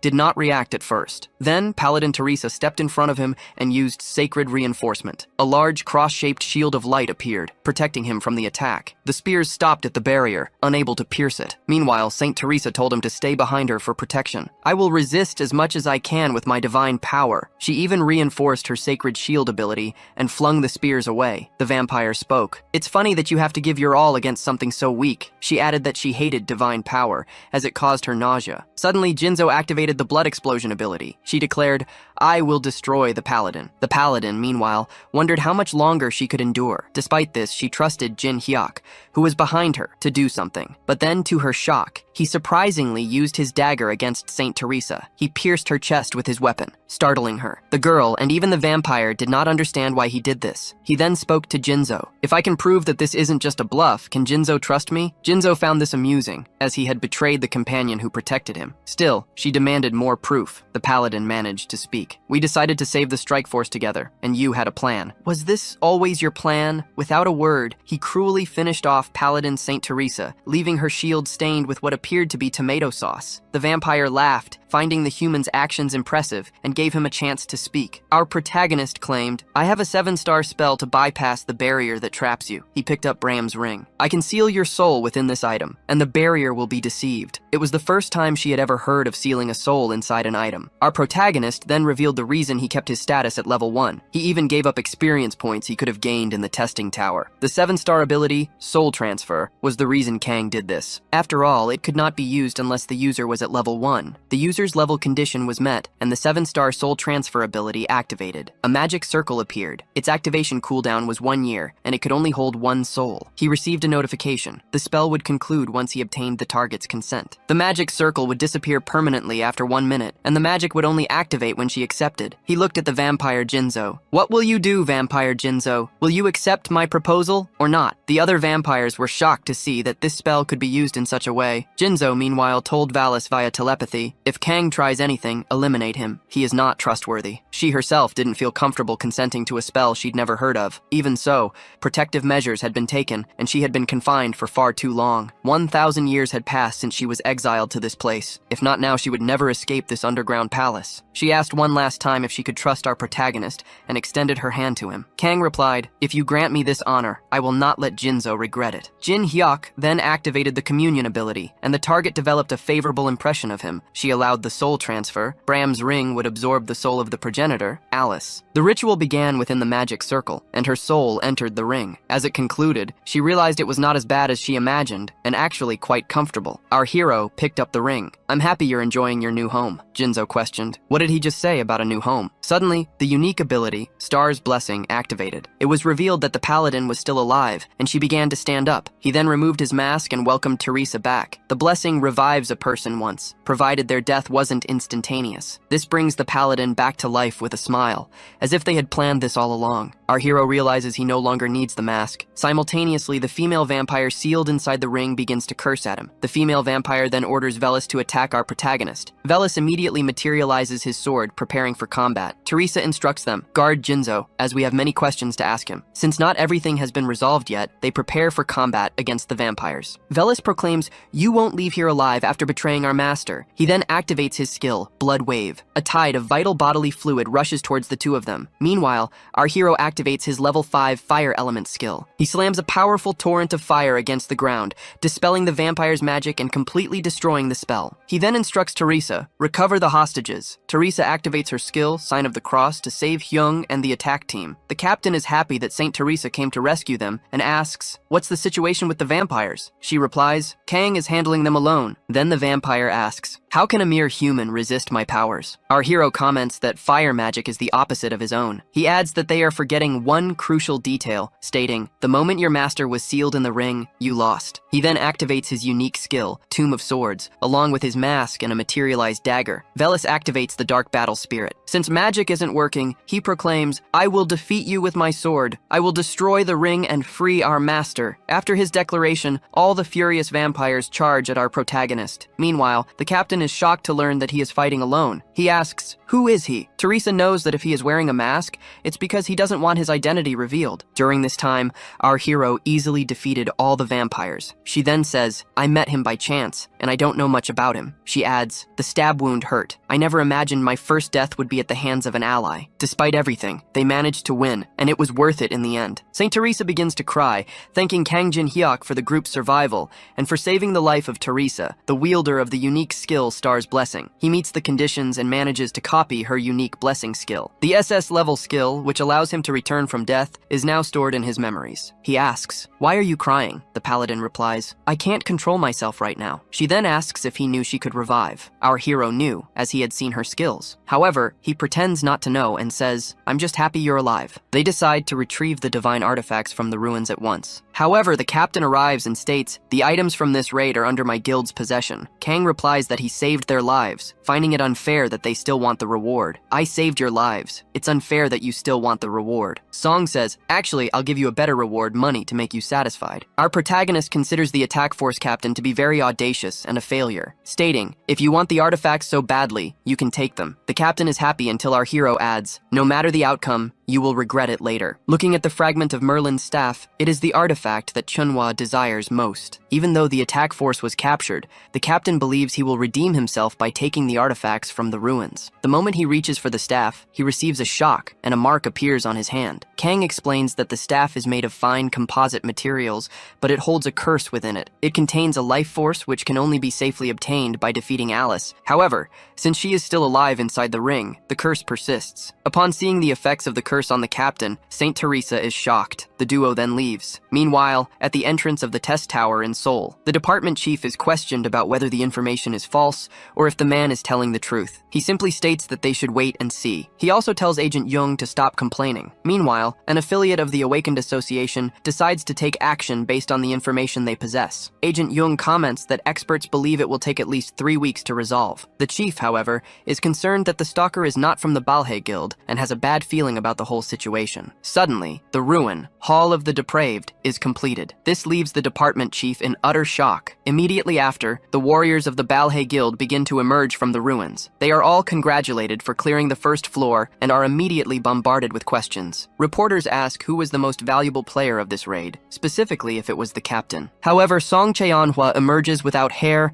eyebrows, or eyelashes, wearing a dejected expression. The reporters, observing the devastated state of the returning warriors, ask what truly happened inside the ruin. Saint Teresa then tells the reporters the shocking truth. It was not Song Cheonhua who cleared the ruin, she states, nor was it the Zion Guild. Instead, she reveals, it was the masked man alone who completed the ruins. The others, she explains, were merely spectators to our protagonist's extraordinary performance. A woman from the department believes it is imperative to contact the association immediately. She points out that many would not have survived, and would have been forced to return home if not for the masked player. On various online forums, everyone speculates about the identity of the masked player. Reports discussing him quickly go viral across the internet. Our hero realizes that these reports contain a lot of unnecessary filler, as the writers know absolutely nothing about him. He observes many heated reactions, even more than he anticipated, reinforcing his decision to appear masked. Since Teresa is the only one who knows his true identity, and she promised to keep it a secret, he has nothing to worry about. With this issue resolved, he decides it is time to speak with the vampire. Inside the ring, Jinzo begins to curse him for keeping her trapped for an entire day. She starts to threaten our human. "Do you even know who I am?" she demands. She then asks what he plans to do, but starts to feel dizzy as he begins to spin the ring. He asks if she feels better. "If you were in my place, you would feel exactly the same," she retorts. However, feeling quite rattled, she states that vampires easily forget grudges. "Just don't do that again," she orders, "and relax your expression." Our protagonist, however, does not obey. He continues spinning the ring. "I will give you an appropriate punishment," he declares. Jinzo begins to cry. "Please, stop," she begs. "I am almost vomiting." He then uses his vampiric separator skill, which involves spinning the item at extremely high speeds. This leaves the vampire completely disoriented. 3 hours later,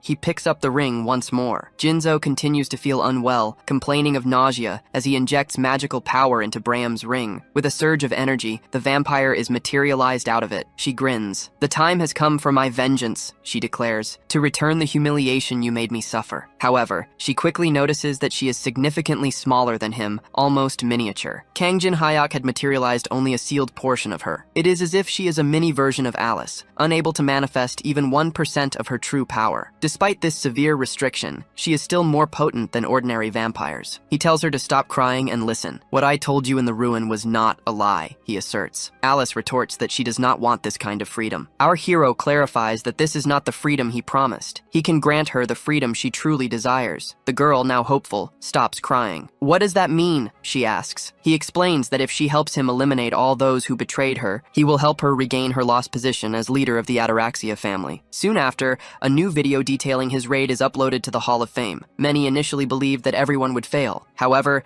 the situation dramatically changed with the appearance of the masked player. In the video's comment section, viewers expressed that it is the first time they have watched something with such nervousness, even knowing the outcome. They were utterly impressed by the way he defeated the vampires using fire. Many recognize him as the man who gained fame from the Swamp of Greed video. One commenter states that if he was recognized by the Saint of Amsterdam, then everyone should also bow before him. People imagine that after his recent display, guilds would be desperate to recruit him. Our protagonist had heard that guilds were swimming in money, and stopping in front of a massive building, he realized just how true that was. It wasn't his concern if a major guild monopolized everything or was corrupt. However, daring to try and eliminate him was something Kang Jin absolutely could not ignore. For those who crossed him, all he would bring was destruction. The moment he stepped inside the building, Kang Jin spotted the security personnel. He immediately invoked his fire magic and unleashed it in their direction. Meanwhile, on the building's rooftop, the angry guild leader fumed. "I ordered you to eliminate that man discreetly in the ruins," he raged. "But all Park Hajin did was awaken the guardians and create a mess. The guild's reputation is in tatters,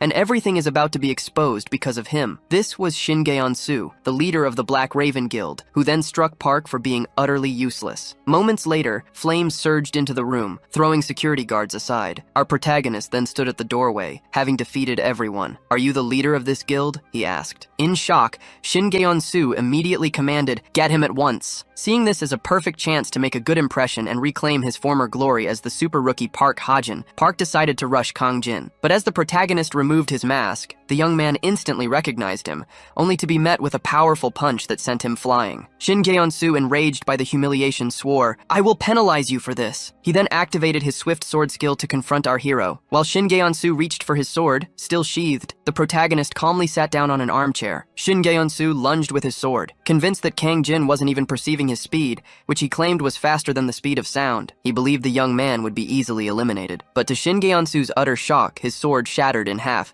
broken by a Chinese board game piece. Our protagonist remarked, "These pieces are perfect for throwing." He remained seated, a piece in his hand, and calmly asked, "Shin, can you go back to discussing with me now?" Shin then asked, "Did you come here for revenge, Kang, because I tried to kill you? Are you destroying this entire building just for that?" Suddenly, a thrown chess piece struck Shin, injuring him severely. He fell to the ground, dazed. Our protagonist stated, "Your words are inappropriate." "You have done many things against me," the old man pleaded. "Please stop this. You've had enough revenge. Think calmly. After all, we have 50 high-ranking players who are not here because they are climbing the tower." He continued, "If you eliminate me, they will follow you to hell to avenge Shin Gyeon. Vengeance begets vengeance. Until one side forgives, this will never end." Kang admitted, "That makes sense. However, those words only exist to disturb your sleep." He picked up more chess pieces. "I will end things the right way. I will be the last one to get revenge, and then you can forgive me." "That makes no sense," Shin argued as Kang Jin prepared powerful magic in his hand. This left the old man terrified, as Kang Jin asserted, "I am merely following the logic of the guild leader." With that, he unleashed various projectiles of chess pieces, imbued with magic. The guild leader was struck and sent flying, ultimately eliminated by the barrage. Kang Jin then turned to Ha-jin and stated, "The only reason you are alive is because of your sister." He continued, "The best way for you is to stay out of my path until I die naturally." Then, he commanded the one feigning death to, "Get up now. If you prove useful, I will let you live. Introduce yourself." The man rose, introducing himself as Kim Hee-wong, 26 years old, who had managed the guild's general affairs. He mentioned that he had a degree in computer science and pledged to obey our protagonist. Kang Jin was impressed, realizing the situation wasn't as simple as he initially thought. It would be a waste to destroy one of the best guilds, so he decided to leave its management to Kim Hee-wong. Kang reassures Kim Hee-wong that it is nothing major.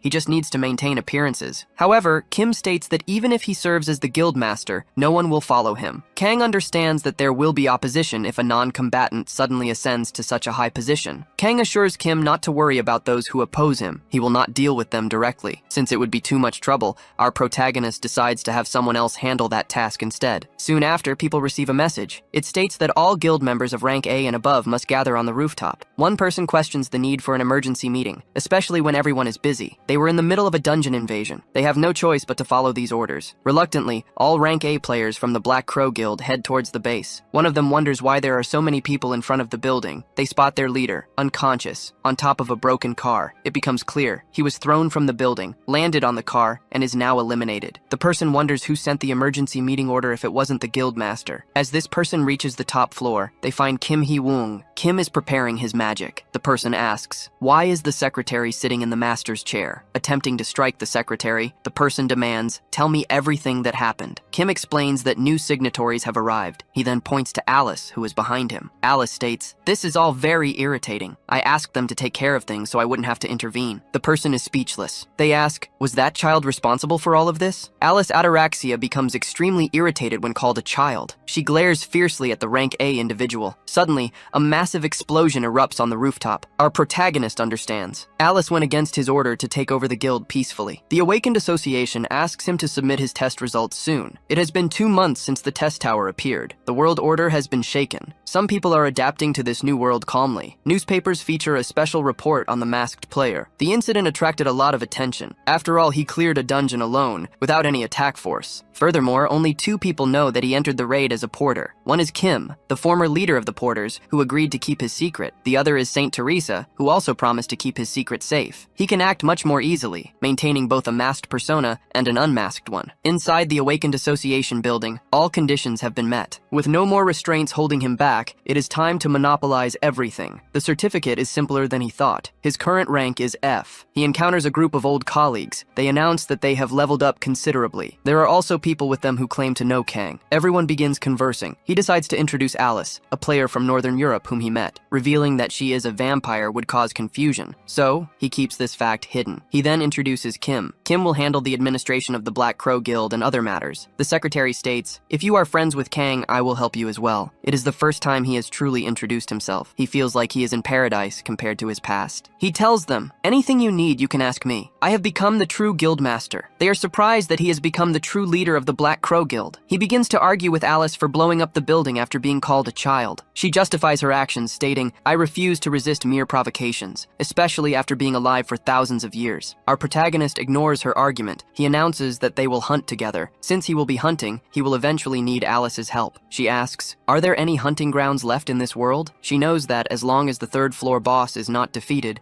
and the fourth floor remains unopened, the best dungeons are regulated by guilds. There are no unknown hunting grounds left. Most people think this, but he is the only one who knows the truth. On the first floor of the testing tower, there is the Moon Lake. It is a place famous for being the most beautiful scenery in the testing tower. Ironically, no one visits this place anymore. It has been a long time since he first came here. Since there is no time for enjoyment when humanity faces extinction, no one goes to the lake. Even though it is a very elegant place, Alice does not understand how he plans to hunt there. Suddenly, he starts to enter the lake, and she thinks he will soak his pants. Our hero knows that there are 12 statues controlling the Moon Lake. Among them, one statue has another purpose besides controlling the lake. Alice asks, "Is there a secret button?" He replies, "Everyone would have already found it if it were that obvious." As he approaches, he knows that hundreds of players have already found this gap in the statue, as it is a well-known topic in the community. However, until now, no one has found the key that fits into the gap. It is not surprising, because the key is not just a piece of metal, it is the moonlight itself. Our protagonist knows this and manages to open the compartment. He uses his hand to adjust the amount of light and the angle at which the rays enter the space to match the engraved sequence on the stone inside. Finally, he manages to open the mechanism. After all this effort, he is rewarded with a door that leads to the underground, which begins to open in the ground. Kang Jin-hyuk enters and receives a notification that he has entered the first underground floor of the testing tower. Alice comes out of the ring. She did not know such a space existed beneath the tower. It has been a long time since she felt this forgotten sense of freedom. Kang, the veteran, asks, "Are you happy to have made the contract with me?" She does not agree,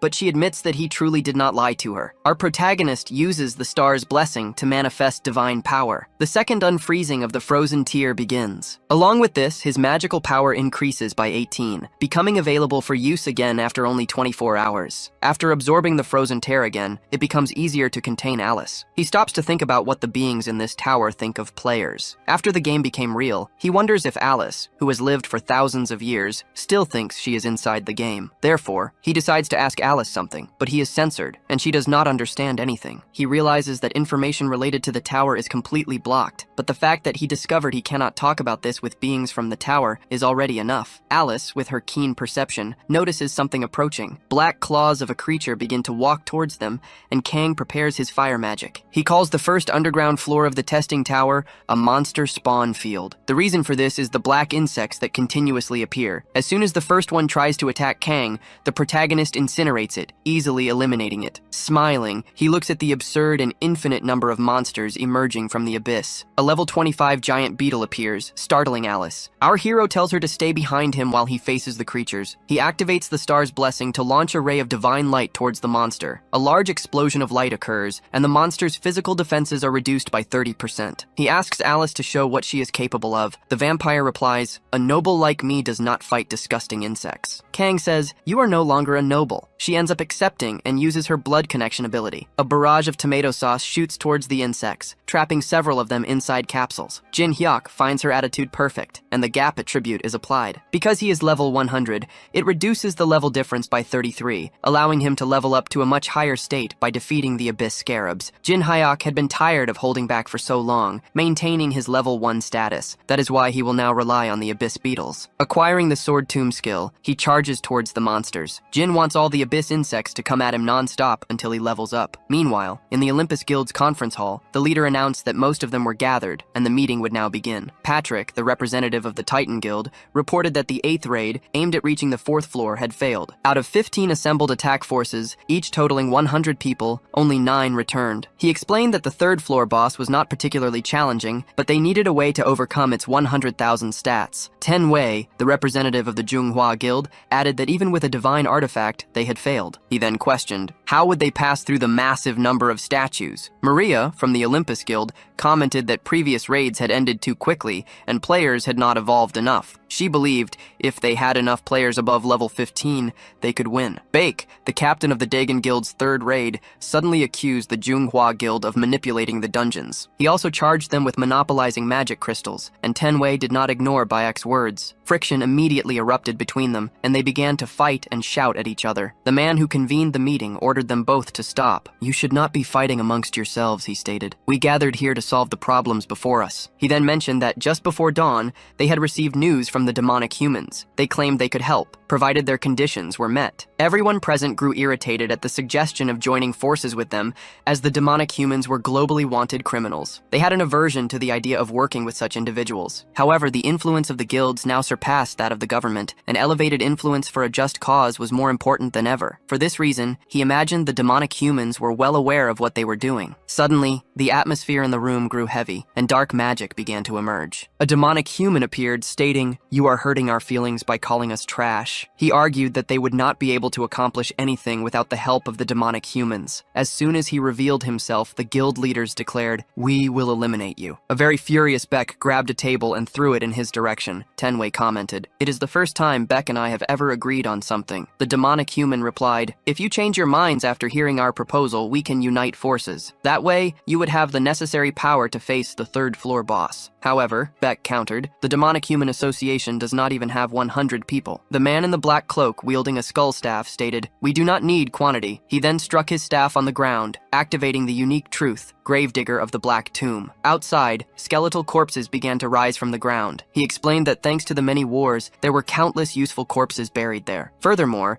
they possessed one of the demonic humans with extensive knowledge of necromancy, which would prove useful. The head of the meeting noted that he was a necromancer and found it absurd that he could command a force of this level. He wondered if his staff was some kind of artifact. The necromancer clarified, "It is the Staff of Greed, a special item that can only be produced by obtaining 99 materials." Wei remarked, "If you are talking about the famous combination of the Staff of Greed and a necromancer, then truly, the chances of succeeding in the third floor raid are not low." Even though they knew the demonic humans were evil and should be eliminated immediately, it did not negate the fact that if they asked for a condition, people would never know what it was, and it might be worth it. Maria was in shock that even Beck had ended up accepting. She realized there was no other choice for them. She questioned how things had reached a point where they were considering allying with demonic humans. She thought, if Jin Hyuk were here, they would not be in this situation. She then wondered what to do. Suddenly, an incoming video call request arrived from an external user, Kang Jin Hyuk. Our protagonist immediately asked, "Is Teresa alright? Is she leveling up?" Kang Jin Hyuk then asks about the situation at their location. The demonic human, in turn, demands to know who he is. "Reveal yourself," he commands. "Don't hide behind a screen." At that moment, the video call switches to a group call. Our protagonist, Jin Hyuk, appears, and they immediately recognize him. He is the mysterious individual who single-handedly cleared the first floor ruins, the super rookie who accomplished this feat alone. Guilds from all over the world have been trying to recruit him. The super rookie they have all been searching for is now right before their eyes. Everyone had tried to contact him,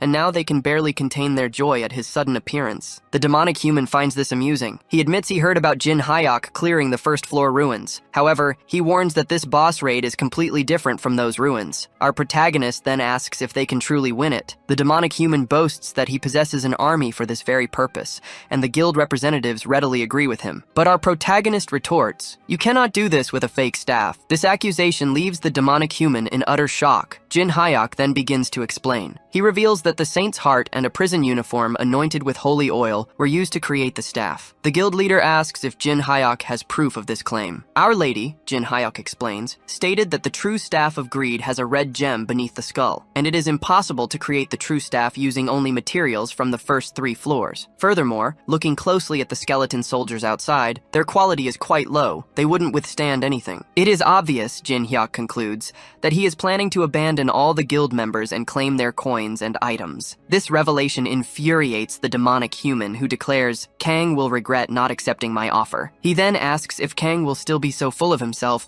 when they meet in person. At that moment, the demonic human disappears after threatening our hero. The guild members immediately ask what to do. Kang Jin replies, "You can leave it to me." He assures them that they won't have to ally with the demonic forces, and they will still gain profits from completing the tower. They question if he can truly do all this alone. He affirms, "I will." Even if he fails, the awakened leader leaders realize it will still be a good opportunity to recruit him. Compared to joining forces with the demonic humans, this option has no downsides. Thus, the guild leaders do not want to miss this chance. Maria states, "The Olympus Guild will provide all the help you need." The Titans Guild declares, "We will provide the best financial support." Seeing this discussion, our hero replies that they don't need to give him anything. He asks them to simply block the area so no other hunter can enter, ensuring he remains alone. A guild leader asks, "Why are you doing this for us?" Our protagonist pauses, thinking of a plausible reason. He then states, "It's for someone I consider a precious companion." His own words, however, make him feel a wave of secondhand embarrassment. Saint Teresa becomes very happy and shy upon hearing that she is his precious companion. Beck reacts ostentatiously upon learning it's about companionship. As a guild representative, Beck finds himself speechless, and Kang's words force him to reflect on himself. They receive a notification that the screen is being recorded from this call. Any normal person would have demanded payment. However, these guild leaders are not considering the entire scenario. A player who forgoes a reward for companionship is enough to earn something that surpasses mere payment. The video call ends at this exact moment. Kang Jin Hyuk is already level 12, even after less than a day in the monster field. Things are going better than our protagonist anticipated. Suddenly, however, Alice approaches, annoyed that everything has been left to her. The girl exclaims, "We don't have a partnership. This is a slavery contract that is hurting my feelings." Our hero, however, reminds her that he was going to buy her a band supplement, but she insists that such supplements don't work. She explains, "Supplements aren't capable of refilling my mana. If it's low, I can't support you. So," she declares, "I'll just take all the mana you've consumed." She then begins to drool as she says this. Our protagonist gets scared and tells her, "Calm down a bit." Suddenly, she sucks the veteran's blood to get some of his mana. She then says, "It was delicious. Now my mana is full." Immediately after, the two decide to go shopping and open the store menu. The max level rookie makes his purchases, grabbing a lot of things. Alice thinks he bought a bunch of useless items. He, however, tells her each of them has a purpose. Kang Jin states that from now on, they will be extremely busy as they enter a cave. He explains that they should reach the end of the first basement level, still on this very day. At that moment, he jumps into a crater. Alice asks, "Why are we jumping if we don't know the depth?" However, our protagonist knows exactly how deep it is, as he has jumped there over 100 times. He activates his reverse gravity skill just before landing to avoid hitting the ground. Alice says, "You are very daring. Is it skill or luck that keeps you alive?" Suddenly, he activates his level 4 fire skill and lights a torch. This reveals he is in the right place,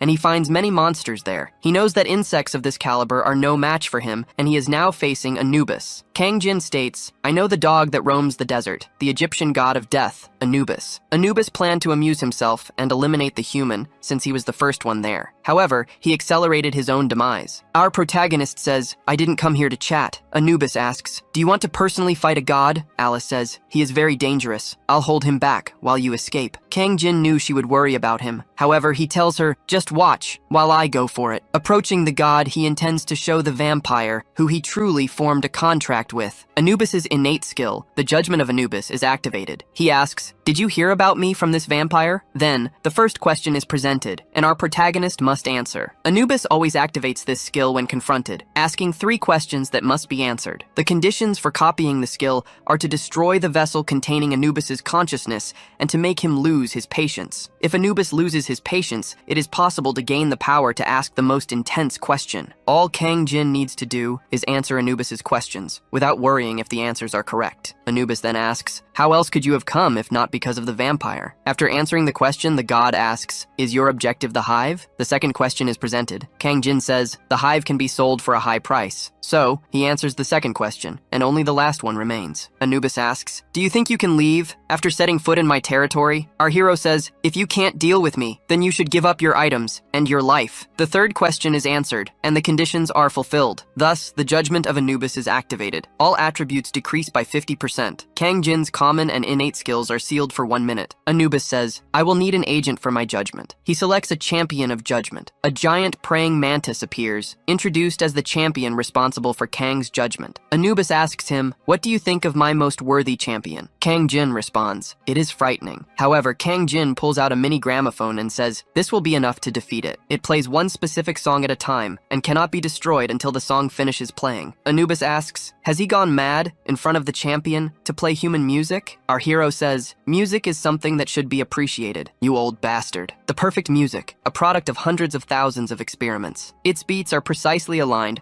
with the attack pattern of a giant praying mantis. Just as he had done before, he used the music, and this This would render their attacks useless. The god would not have imagined that he would use the beat of the music to avoid attacks. He is certain that Kang Jin planned all of this, and his penalty is almost over. At that moment, the minute comes to an end, and the veteran can use his common and innate skills again. He activates the Sword Tomb skill, materializing his weapon. He charges towards the Mantis, cutting it in various ways. The Mantis questions, "Did you think that would defeat a champion?" It warns him, "I regenerate in seconds. You will only be finished when my vitality reaches its end." Our protagonist responds, "I cannot defeat the Mantis in its current state, but I can make it wish it were never alive." He then begins to unleash so many cuts that the Mantis starts to cry from the intense pain. The vampire sees all of this, noting that he is merely toying with the monster. She didn't know he was so strong. She feels that alongside Kang Jin Hyuk, she can achieve her personal revenge. Our protagonist makes the Mantis fall to the ground, crying. The Egyptian god orders it, "Continue, get up." A proud warrior chosen by the gods is a champion. However, this last blow is meant to shatter the honor of a warrior who believed it would never lose. It will be an insult and a provocation. He will sit on its head. This makes the Mantis warrior rise,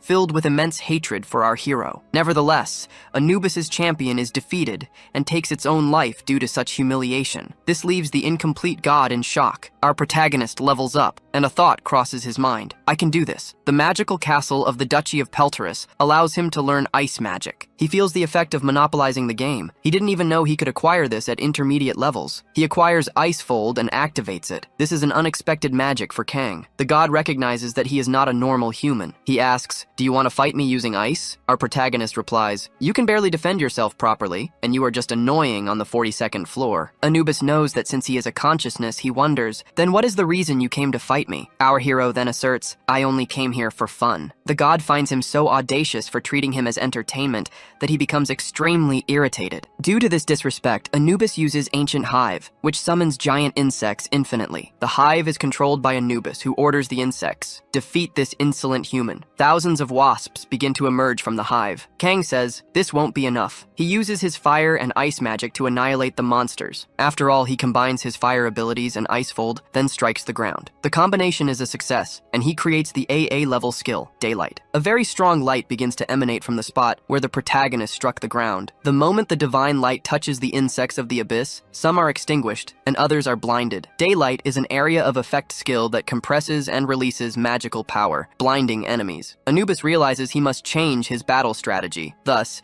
he activates the chosen target skill, and the hive summons a strengthened entity. A furious wasp emerges from within it, flying at high speed toward Kang. Our protagonist uses the Ice Fold skill to launch stakes that eliminate the wasp. However, chosen targets are not eliminated. They multiply instead. Therefore, the hero's blow was useless. Several other wasps emerge from within the one that was just eliminated. No matter how strong the skill he uses, it will be useless against them. When the wasps gather, Kang Jin Hyuk becomes happy and takes out a pill. The giant pill is a special item that increases the target's size by up to 10 times. The moment he throws it into a wasp, it is announced that the effects will appear in 1 minute. The wasps begin to be trampled. Our protagonist climbs onto one of them. He holds onto its antennae, using it to fly and attract the others. The Egyptian god becomes irritated with his creatures. He orders them, "Eliminate Kang now." Because they are animals that are not eliminated and continue to multiply, such an overpowered effect can drive an enemy to despair. The wasps begin to attack each other, attempting to strike our hero. The situation was incredibly difficult to comprehend, under absurdly unfavorable conditions. While they were all bunched up, he uses the unknown cube to trap them. He also uses sticky glue, spider webs, and other items. The 4 items are combined, strengthening the unknown cube and holding the creatures inside. By identifying patterns through repetition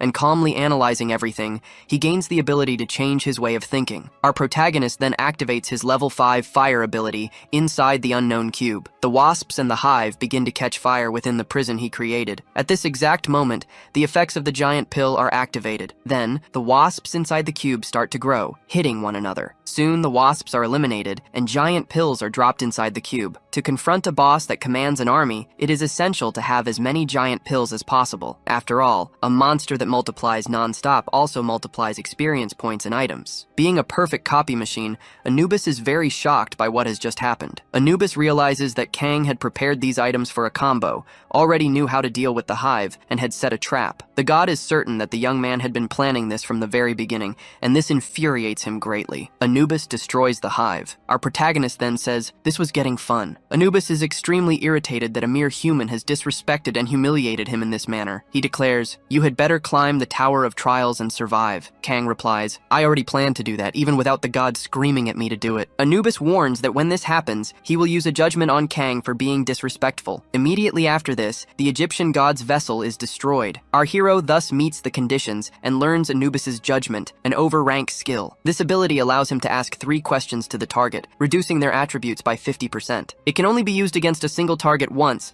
and if this rule is exceeded, the wrath of the gods will fall upon him. The Egyptian gods in turn show interest in Kang's existence and express hostility. Meanwhile, our protagonist is angry with the gods. The vampire asks, what happened? He explains that he won and has reached level 19. This is the first time he has leveled up so quickly in this area. He does not know what will happen from now on, so he decides to distribute his points equally. Suddenly, he receives a video call. He finds it surprising that this person is calling him. Cheon Yusung asks, where are you? Is there any place you know? Our hero does not explain. Cheon then states that he needs to make him a proposal. In 24 hours, the Awakened Association will host a martial arts tournament. Rank A players and higher, including Yusung, will participate. Kang finds it strange that the association is holding a tournament when they are failing to defeat the third floor boss. Cheon wants him to participate so they can have their ultimate fight and determine a winner. Kang, at first, shows no interest in fighting Cheon as he does not possess an ability that Kang can copy. However, he says he will not refuse, as Cheon possesses a ticket to the black market. This immediately catches the attention of Kang Jin Hyuk. Cheon explains that the black market is different from a coin market used by players. It is like a secret auction house, used only by invited members who use real money. Places like this are starting to appear throughout the Tower of Trials. It offers many precious items that will be useful for defeating the third floor boss. Since it is a place only the wealthy attend, Kang can acquire the best items there. Soon after, his video spreads and is chosen as the highlight of the week. In the only video uploaded by the newly created Unknown channel, people see the masked man with Teresa. Since the parts where the demon appeared were cut, no one criticized the guilds. He also does not want to turn the guilds into enemies, and the comments wish for him to defeat the boss. People notice his great personality, and they wonder if he'll easily defeat the third floor boss. Some viewers demand he show his face, a reaction he had already anticipated. He is now a famous player, shrouded in mystery, leaving everyone curious. The atmosphere intensifies as he proudly declared he would challenge the boss alone, right in front of all the guilds. His video has now amassed 50 million views, and remember, people can only watch a video once a day. Since he receives 100 coins for every 10,000 views, he will get 50,000 coins, even after the platform's fees. Although the fee might seem high, it's still a significant income for him. Meanwhile, Kang Jin Hyuk wonders when the tournament will finally end, as he's already growing bored. This fighting tournament features 24 competitors,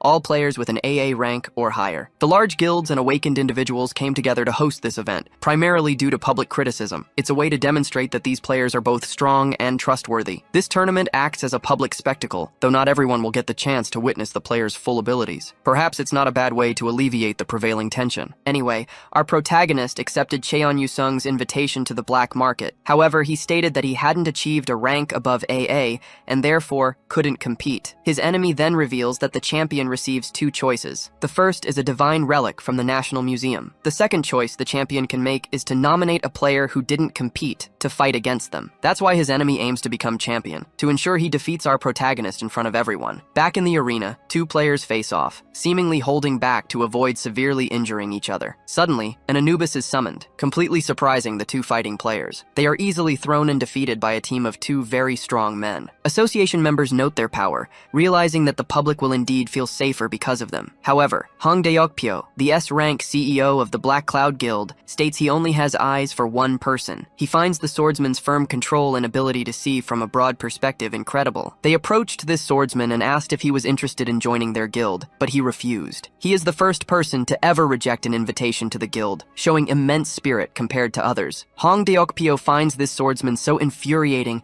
that he can't even look at him. Young Do-yoon, an AAA rank member of the Black Cloud Guild, believes this swordsman would have brought Cheon to his knees. The CEO, however, tells him to stop worrying about battles and focus on his upcoming interview. Do-yoon confidently asserts that he is very good at screens and will reach S rank in 3 years due to his immense talent. He explains that if the world discovers they've brought in someone with such potential, the guild's status will soar. Meanwhile, back on the battlefield, various fighters clash, battling against the Anubis. Suddenly, something catches their attention, and many begin to be defeated all at once. Even the old man who summoned the Anubis, along with his partner, are easily overcome. Then, the swordsman Cheon Yusung defeats everyone in a single swift move, becoming the champion of the tournament. The media is astonished that a winner emerged so quickly. Cheon Yusung rejects the divine relic. Instead, he chooses an opponent from outside the tournament. The Black Cloud CEO initially believes he will pick a guild master as his target. However, Cheon Yusung points his sword directly into the audience, ordering a man to face him. Young Do-yun misunderstands, thinking he has been chosen to fight Cheon Yusung. Deokpyo quickly tells the boy to sit down, explaining that he wasn't the one chosen. After all, Cheon Yusung is pointing to a spot much higher than where they are seated. The champion then demands the man appear immediately and stop pretending he doesn't know he was selected. Young, still confused, believes there is no one more worthy in this entire venue other than himself or Hong Deokpyo. Our protagonist stands up and says, "You really know how to annoy someone." At that moment, the champion lowers his sword, confirming this is indeed the right person. The awakened individuals become desperate to uncover this person's identity and data. They soon discover he is Kang Jin-hyuk, an F-rank player. Simply fighting an AAA rank like Jung would have significantly boosted his popularity. Cheon Yusung chose an F rank for this challenge. Hong realizes he gains nothing from this encounter. He suspects Kang has a fetish for humiliating the weak. Kang, in turn, demands a promise from his opponent. He states this must be the last time they challenge him,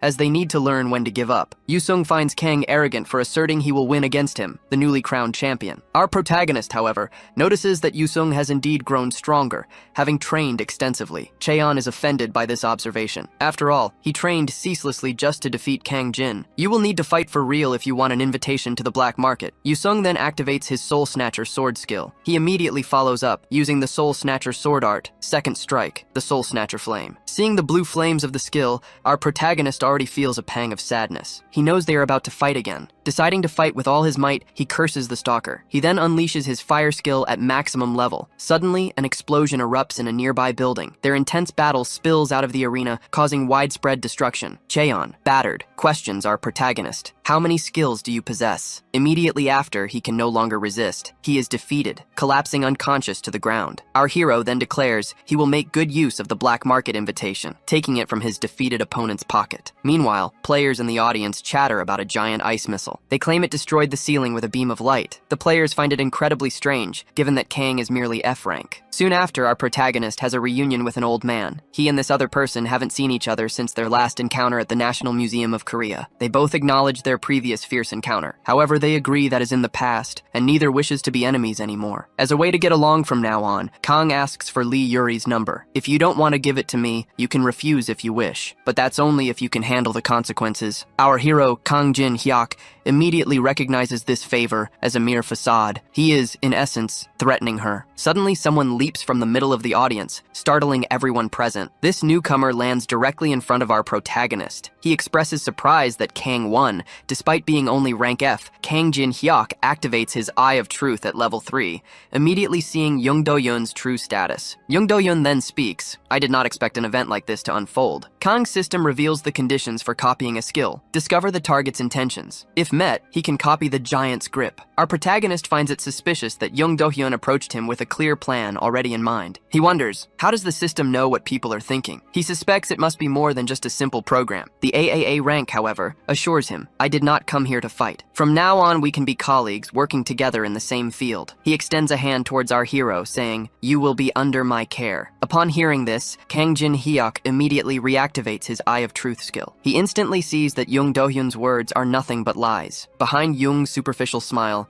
Kang perceives an underlying torrent of inferiority and fury. Reporters are already gathered, as if they had been waiting for this exact moment. Young's outstretched hand, seemingly asking for a handshake, is actually meant to activate his unique skill, the power of a giant. Furthermore, the representative of the Black Cloud Guild watches with an expression full of expectation. He plans to dominate the new recruit, who just defeated the tournament champion, right in front of everyone. It's an obvious plan. Young intends to redirect all the gathered attention directly onto himself. By seeing through Young Do-hyun's true intentions, the conditions for the copy skill are met. At that exact moment, our protagonist learns the giant's grip skill. This skill drastically increases grip strength. Kang is now free to wield items up to 10 times his own weight. When the tower was merely merely a game, there was no opportunity to copy skills due to the scarcity of other players. But now that it has become reality, skills acquired by others through sheer effort can be stolen and collected by our hero. Kang pretends to be interested in becoming Young's colleague. He asks if this handshake represents Young's guild. Young affirms this. He explains that Kang, currently unaffiliated with any guild, can join his guild and receive special treatment. Jin Hyuk then asks, "Will I receive an immense payment if I join your guild?" Do Yoon says that's obvious. "Just name your price and it's decided." Before shaking the man's hand, he needs to ask one thing. He asks, "Did you really think you could win if this were a strength competition?" Young says, "That's obvious." He then activates Giant's Grip at level 5. Young starts to laugh sadistically, squeezing our protagonist's hand, believing he has won. However, our protagonist doesn't even move. Kang activates Anubis's Judgment. The AOA ranker Young finds it strange that the man isn't moving an inch, until Young falls to his knees. Jin Hyuk's hand emanates purple lightning. Jin Hyuk says, "You're resisting a lot." He continues, "It seems you're very confident in your strength, but you're overreacting to the pain for someone your size." Our protagonist squeezes Young's hand even harder. Young screams, begging him, "Stop. This is a low blow." Then our hero delivers a punch to the enemy's stomach. The enemy flies far away due to the massive impact of the punch. Kang says, "We would never be colleagues. How did you dare act like you would be my friend?" Suddenly, something lands on the battlefield. Our protagonist activates the Eye of Truth ability. The CEO of the Black Cloud Guild arrives, extremely irritated. He states that he worked very hard for this moment. Our protagonist analyzes his status. He sees that he is a level 34 berserker. He also notes that the condition for copying the Blood Demon's IQ ability is to destroy Hong's pride. Kang says he understands his anger. He proposes they forget this fight. Hong becomes even more irritated by the boy's cowardice after coming so far. Kang says, "The real reason is, I don't want to eliminate any guild masters." This leaves Hong Deokpyo extremely irritated. He activates the Blood Demon's IQ ability. As Hong prepares an attack, the boy asks, "Are you serious?" Our max level rookie activates the Daylight ability at level 2. Hong jumps into the air. Kang throws a beam of light toward him, blinding everyone. Then, Kang materializes his purple dagger. They engage in a clash of strength. The gap attribute is activated. Kang Jin uses 99 points to reduce the 33 level difference. The CEO didn't think Kang had the strength to resist his Blood Demon ability. Kang clashes head-on with Hong, who was previously in a raid against the Colossus boss on the 2nd floor. With red eyes and a demonic expression, Hong tells the boy, "Don't make me laugh like that." Suddenly, someone activates the arbitration ability. It stops Hong in mid-air, enveloped by an immobilizing energy. Kang thinks that Hong should present a better image at the martial arts tournament with everyone watching. Han Sang-jin, the president of the association, appears after stopping the combat between them. Our protagonist realizes that he is the man who commands Korea's Awakened. President Han Sang-jin of the Awakened Association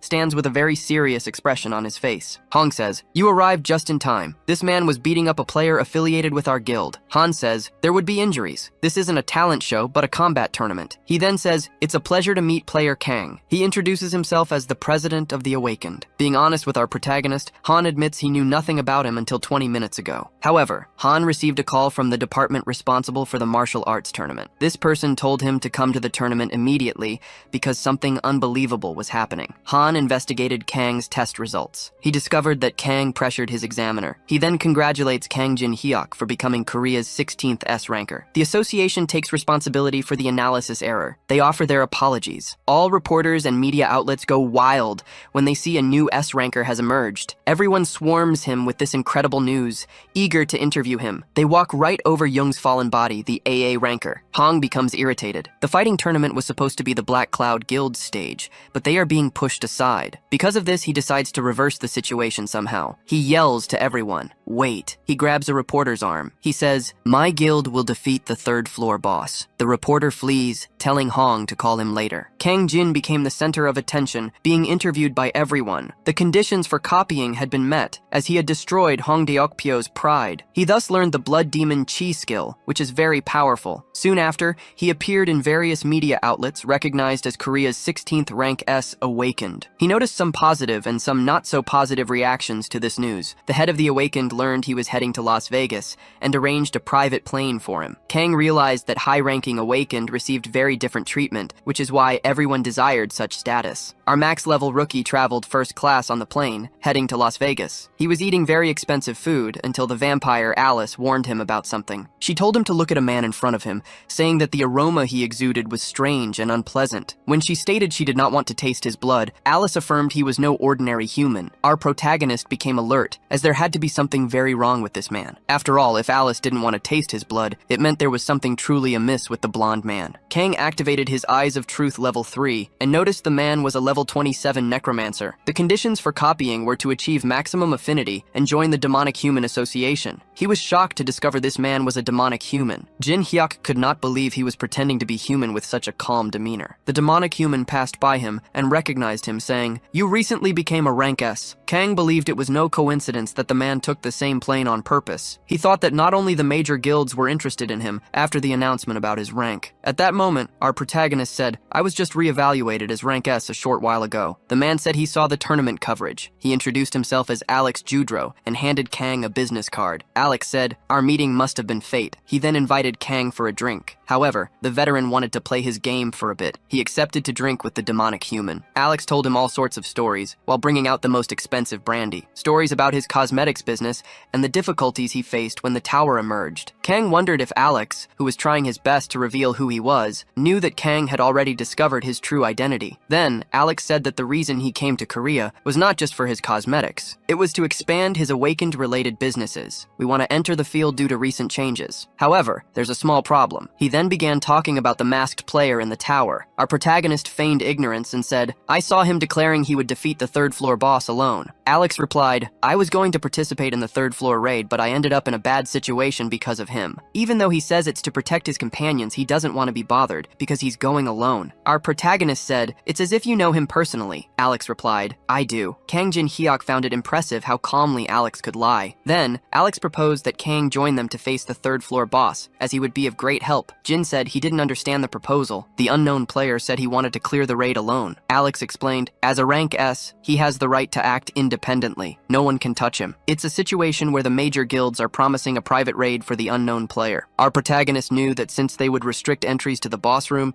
this was how they would try to get in. Jin questioned if the request wasn't exaggerated. "I just became an S rank. I would have to face the guilds." Alex said, "I am a businessman. The more complicated the demand, the greater the payment I will receive." He then explained about the potion of legends. It could cure any illness, even regenerate a destroyed heart, truly an elixir. This caught our protagonist's attention. He questioned, what did the demonic human association do to obtain something so rare? Holding this item, Kang realized it was very tempting. Anyone would desire to have it. Alex handed over the item as an advance payment if Kang signed the contract. At that moment, Kang activated his skill, Contract of the Dead, at level 6. Judro said, "An opportunity like this doesn't come every day. Its appearance is that of a common contract. However, if you break the conditions, you will be eliminated instantly." Kang decides not to sign. He gives the excuse of being too cautious and not wanting to turn the guilds into enemies. Alex states, "If even this isn't enough to satisfy him, then I have lost hope in the boy." They decide to forget the agreement made based on the elixir. However, even though our protagonist is cautious, he is also the greedy type, who wants everything he desires for himself. This irritates Alex, who doesn't understand the boy's plan. Suddenly, the plane begins to shake violently. Alex wonders why Kang is using so much mana. He asks, does he want to take down the plane? An announcement is made to all passengers in the cabin. The plane is experiencing sudden turbulence. Passengers are asked to return to their seats and fasten their seatbelts. Kang decides to return to his place. Alex asks if he knew from the beginning about the group he was affiliated with. Jin replies that he did know. Judro warns, do not irritate them too much, or you will pay the price for it. Jin retorts, that's a lie. They are on the unknown side, even after being humiliated at the Olympus meeting. Alex asks, how do you know that? Are you perhaps close to the unknown? Subsequently, Alex considers the possibility that Jin might be bluffing about this. After all, the great guilds might have shared information since he just became an S rank. Our hero offers to give him information if the man knows how to behave. He wishes for a future reunion with Alex as the plane lands on the ground. They then arrive in Las Vegas, a city with large casinos and luminous screens. The vampire asks, is this a human city? I don't think it's bad. Our protagonist allowed her to come out as a reward for discovering the demonic human. However, 150 centimeters is the distance limit with her current mana. He decides to use the world's memory to merge the skills Truth Eye and Demon Blood IQ. The fusion is successful, and he obtains the SSS rank skill, Eye of Gluttony. It is a superior version of the Truth Truth Eye. It can use shared vision and mind reading. The characteristics of the demon blood increase the chance of his personality being corrupted if he uses it too much. He intends to merge the Truth Eye with a more stable spirit-type skill in the future. He had no choice now, as he urgently needed to use the skill. His friend Alice asks, "Are we going to a casino?" He replies that they are going to another place. He cannot use magical abilities like that in common casinos. Although he could forcibly take their money since it concerns auction funds, taking money from workers crosses the line for our protagonist. Alice asks, "Where are we going?" Our protagonist states that it is an incomparable place. This excites the girl. They arrive at the Tortuga betting house. The vampire liked the other building more. Kang Jin says, "This place is not for playing around." Suddenly, a person starts screaming loudly in the establishment. I saw with my own eyes a person using magical abilities. A man in a suit hits him. He then says, "Nobody performed tricks. That man used several abilities." The man asserts, "In this place, only idiots are deceived." Our protagonist agrees. Alice thinks there's a lot of fun to be had. She asks about the difference compared to other places. Our hero explains, "This is a casino where you can freely use magic." He tells her to put anything she wants to drink on the tab. Our protagonist then drinks a shot. He leaves the girl at the bar while he goes to take care of his affairs. He declares that he will earn foreign money and enters the casino. He activates the Source Seal skill at level 3. This skill ensures that the designated object is not affected by other abilities for 10 minutes. However, the user's own abilities still have an effect on the objects. The betting house's dealer is named Pedro. He is the one who watches the hands. Pedro has already lost over 500,000 to the Asian Kang Jin Hyuk. He will be upset if he loses more. Pedro decides to end this now, no matter what happens. He increases the bet to decide everything in this round. The maximum level rookie goes all in, betting his 5 million coins. He asks, "Is that all right? There's a lot of money." This surprises everyone. Pedro asserts, "The house is always very confident." Kang asks, "Which guild manages this house?" Pedro explains that it is the Scavenger Guild, which invests in this establishment. Pedro thinks that the boy said nothing until now, and suddenly started asking questions. As if reading his mind, the protagonist asks, "Is there a problem with me asking questions?" Pedro then replies, "There is no problem. I can answer any questions you have on this matter." He wonders if the protagonist possesses some kind of mind-reading ability. Then, the man turns over the cards to reveal the result of the game. Pedro uses his skill, Strange Gestures, believing that if he replaces the cards when turning them, he won't do anything wrong. However, even after replacing the cards with his ability, they are still the same pair of jacks. He questions what happened, as he was certain he had changed the cards. Our protagonist, meanwhile, is relieved, having narrowly won with his pair of kings. He had used his very useful and newly acquired skill, Eyes of Greed, to read Pedro's mind. At that moment, Kang Jin Hyuk sweeps all the money chips from the table. But then, someone arrives, preventing him from completing this act. A man in a suit says, "You need to come with us even if we don't know what skill you used." Another man adds, "Someone who takes this much money from us cannot be considered a customer." The men in suits try to forcibly grab him and take him to a room. However, one of the giant men is sent flying after taking a very powerful blow. Our hero remembers what he heard from the mouth of that man outside before entering. Only idiots are fooled in this place. He thinks this with a determined expression, ready to attack. A man starts firing shots at our protagonist, who skillfully dodges them. He then charges at the man in the suit, delivering a blow that slams him into the ground and eliminates him. Meanwhile, Alice is at the bar. The other customers begin to get excited by the ongoing fight. Alice asks the name of some drinks and orders a cocktail called Fire Kiss. It is a drink that represents passion between couples, something silly for the vampire. At this moment, she takes a sip, completely oblivious to the brawl unfolding behind her. The guild executives are estimated to arrive in 30 minutes. They feel that something is wrong. No matter how unregulated this place is, no one has ever caused so much chaos alone, like Kang, who is beating up many people. A person arrives with serious news and shows a video to the section chief. The video, playing on the phone, shows that Kang Jin was recently named an S rank in South Korea. The chief is shocked. After all, there are only 20 S ranks in the United States, and he had never seen one up close. He realizes that if Kang wished, he could destroy the entire casino in the blink of an eye. That's how strong he is. Suddenly, someone orders everyone to stop fighting. The chief quickly apologizes for his lack of manners and for not recognizing who Kang was. Then, he kneels and removes his suit, profusely apologizing. Kang does not understand why he is apologizing and asks if his behavior changed after discovering his rank. The chief, trembling, says, "That's not what I meant." Our protagonist then asks, "Does this place do these kinds of things where idiots are fooled?" He declares that he will take the money he won fairly in the games, and he will also take $10 million as compensation for the mental damages they caused him. Otherwise, he threatens, "You will close your doors once and for all if you do not accept my proposal." He opens his bank account, which now holds $10 million, an amount that will be enough to buy the items he wants. In any case, something mysterious is soon arriving at Kang's location. Then, a suspicious car appears asking, "Are you client number 117? I will take you to the auction house." Our protagonist holds his invitation and heads to the black market car auction. He cannot see what is happening either outside or inside, as the auction house is a secret place. Eventually, they arrive in front of a mansion, and he is anxious for what will happen inside. The man who drove his car tells him to enjoy his stay upon arriving in front of the mansion. Alice asks, "Did you not forget your promise?" He goes to a place where people cannot see them. She steps out of the ring, beginning to breathe the air, which is much better there, a place worthy of a noble. The vampire asks if he will participate in the auction. Jin says, "Yes. We cannot attract attention. After all, the venue is elegant, and many eyes are watching them." Meanwhile, people comment that even though they attend every year,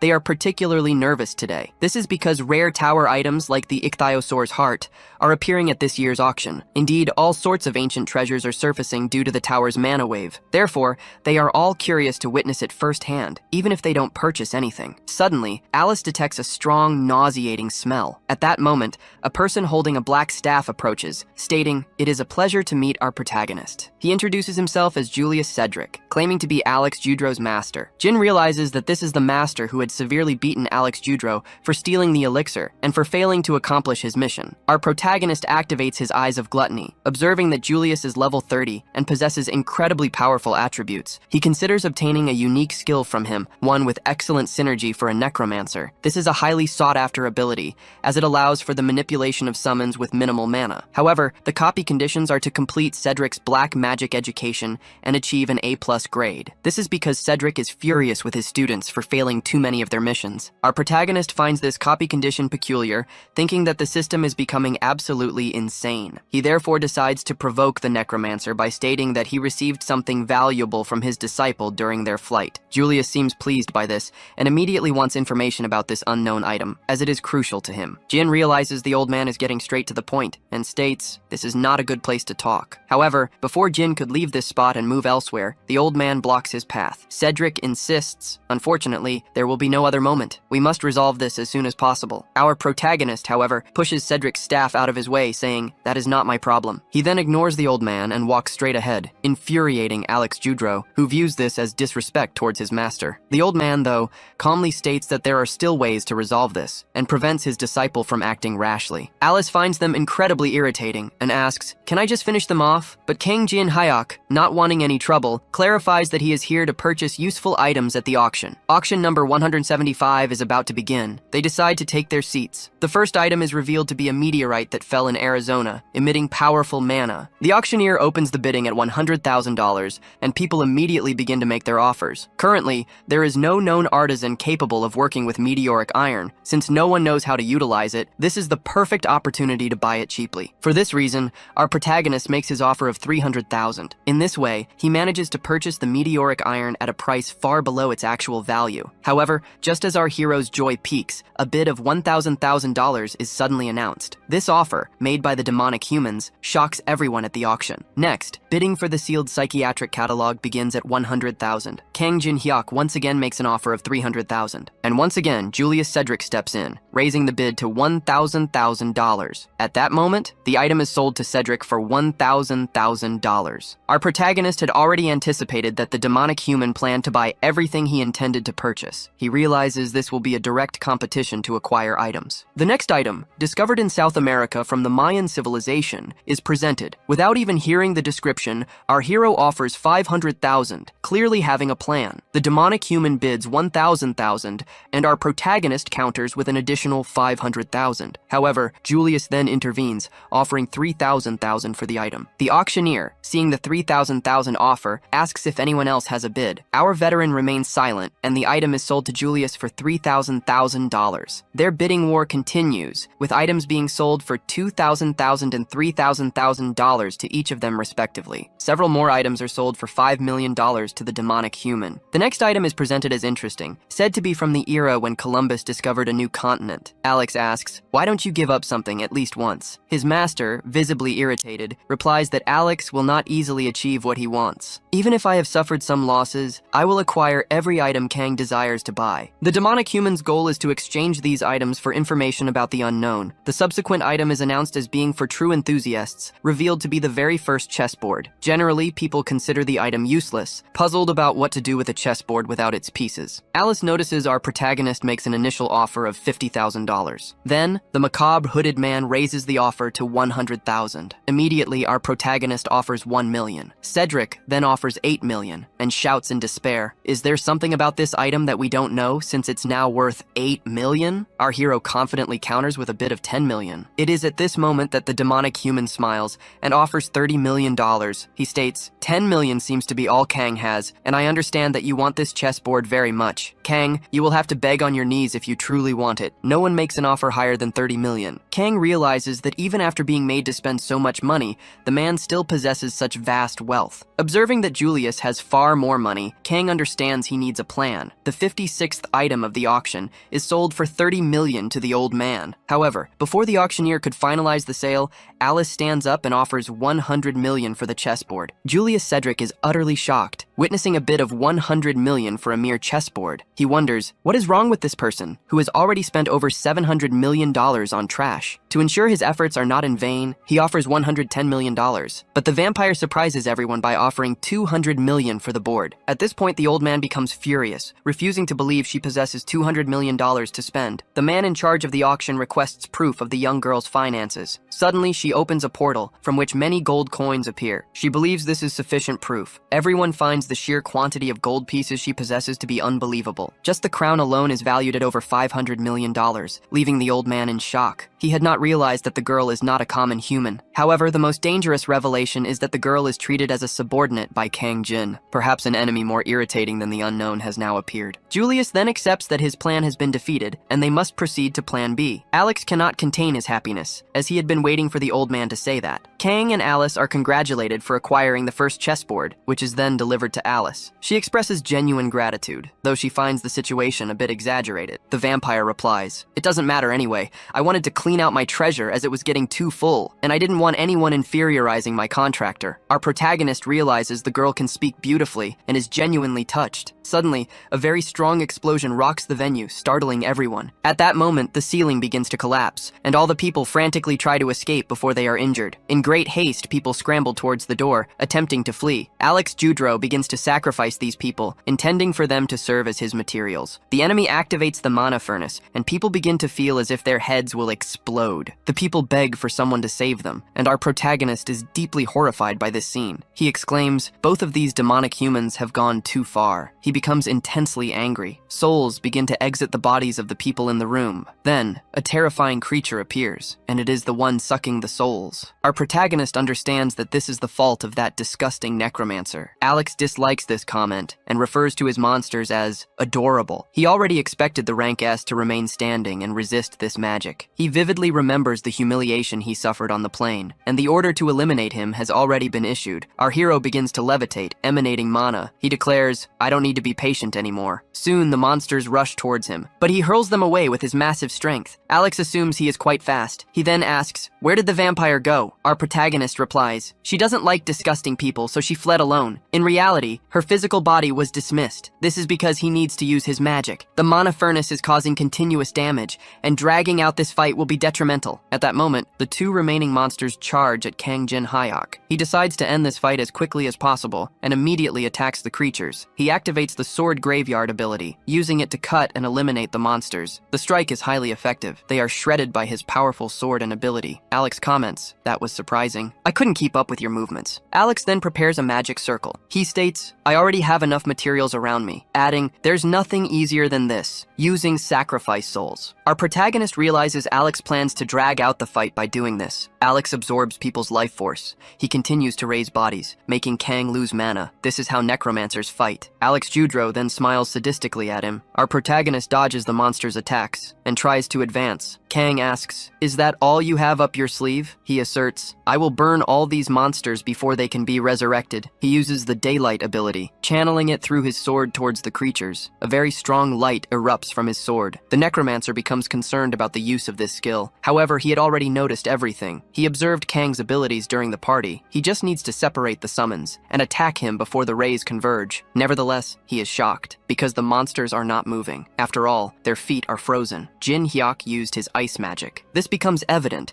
as the tips of their toes are frozen. The necromancer couldn't see him using the ice ability due to the bright light. Just as he is in complete shock for not having noticed the strategy, another bright glow appears. Our protagonist tells him, "Go," to hell. A very strong light then rushes directly towards the necromancer. The divine light pierces through the entire mansion. Alex lies on the ground, unable to believe what just happened. All of his monsters were defeated by Kang. Our hero appears beside him. He mocks Alex's emotional attachment to the corpses. The necromancer then tries to attack our hero. He throws objects, which Kang easily defends against. Alex then runs away. He cannot believe he lost this fight, even with everything in his favor. As he tries to escape to reach his master, he is struck from behind. A sword plunges into his chest. This fells Alex to the ground. It shows precisely how one throws a weapon. After causing all this chaos, Kang finds it cowardly that Judro tried to escape. He then declares he will show Alex how he will eliminate him. He states, "For the next 30 minutes, your lungs will fill with ketchup. You will be slowly suffocated." He believes this is the second most painful way to die, after being burned alive. Asphyxiation is the next worst. This outcome could change if Alex speaks about the demonic society. Kang shows he holds an elixir in his hands. Alex feels an inspiring will to survive. However, he cannot speak. His throat is blocked with tomato sauce. Thus, he decides to write on the ground, using his own bodily fluid. Our veteran states, "You have no choice, since you don't want to speak." He then stomps on Alex's hand. He continues, "I won't need to use the elixir. I never truly planned to hear what you might say." He hands back the card with Alex's name on it and says, "I hope you depart in the most painful way possible." As he departs from the location, he finds a mineral. It was created by Michelangelo, and it immediately captures his attention. Along with the dragon's heart, this mineral is a type of material that can be used to create a large inventory. So, he combines the dragon's heart and the Michelangelo-created mineral. This combination creates an enormous inventory space,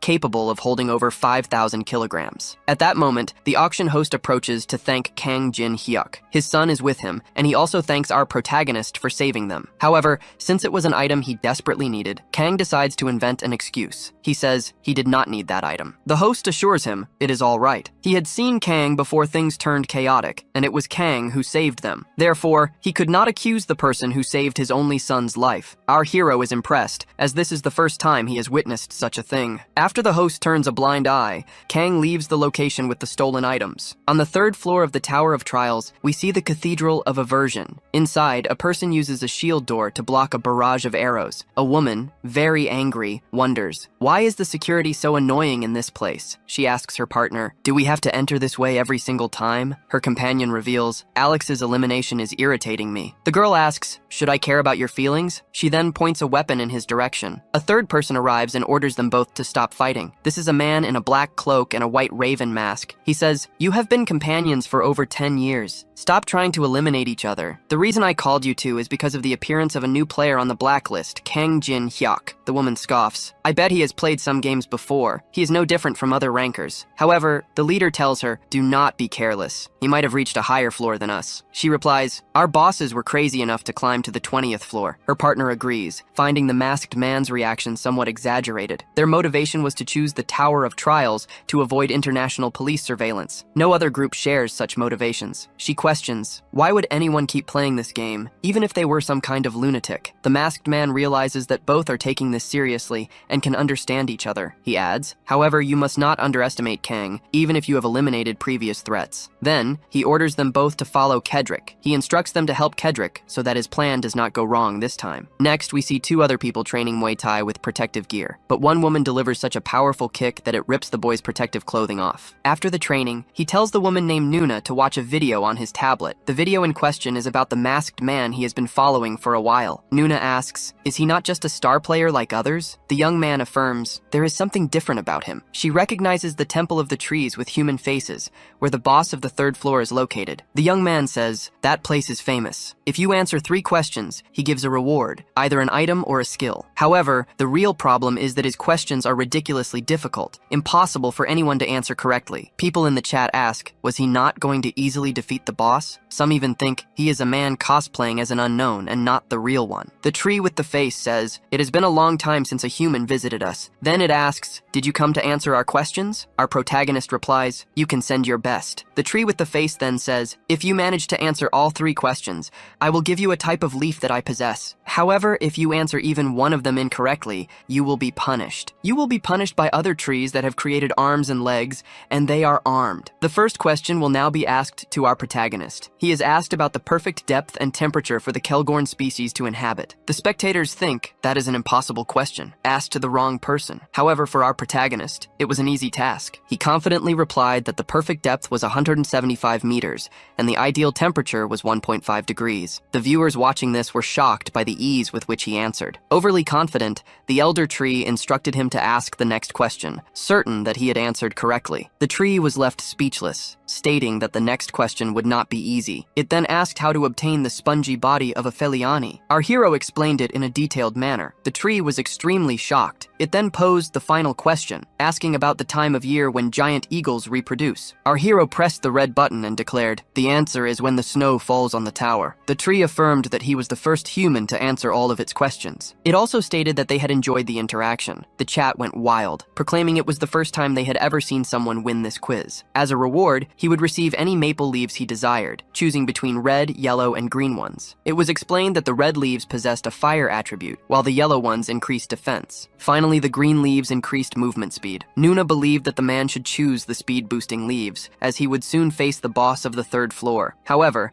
as he made his decision, he decided to disregard those common leaves. He had something else in mind. Approaching the tree, he leaned in close and asked for the secret black leaves. At that moment, the monster was shocked, asking, "How do you know about the black leaves?" It pleaded with him to choose anything else but those, even offering both the red and green leaves together. He reminded the tree that it had offered him anything he wanted, should he answer its questions. He therefore told it to stop stalling and immediately hand over the black leaf, so as not to dishonor the tree's spirits. He then questioned the tree, asking what would happen if he reported it to management. According to the tree spirit, he was then given the reward of the black leaves. These leaves were an AAA grade item. When placed on a weapon or armor, they caused a corruption effect. This was the final piece of the puzzle. Now, it was time for the unknown person to leave, but only after defeating the giant monsters in the area. It was stated that the unknown person had already begun the third floor boss raid, alone. They commented that this was sooner than expected, and now they only needed to stay there for a short time before returning home. They questioned if there was even a need to protect this place, as no one would be crazy enough to venture there. They were certain there were reasons for it. They concluded that questioning further would accomplish nothing. Suddenly, everyone vanished. Black portals appeared at their feet. These portals pulled the guards underground. The demonic humans ordered them to guard their life force, as they would need to gather as much as possible. Then, we see Julius Cedric stating, "That damn unknown person has already started the raid." Meanwhile, our protagonist was confronting monsters on his third floor mission. The chat found him terrifying. They wondered if he would defeat the boss all by himself. People argued that the moment they opened the live stream,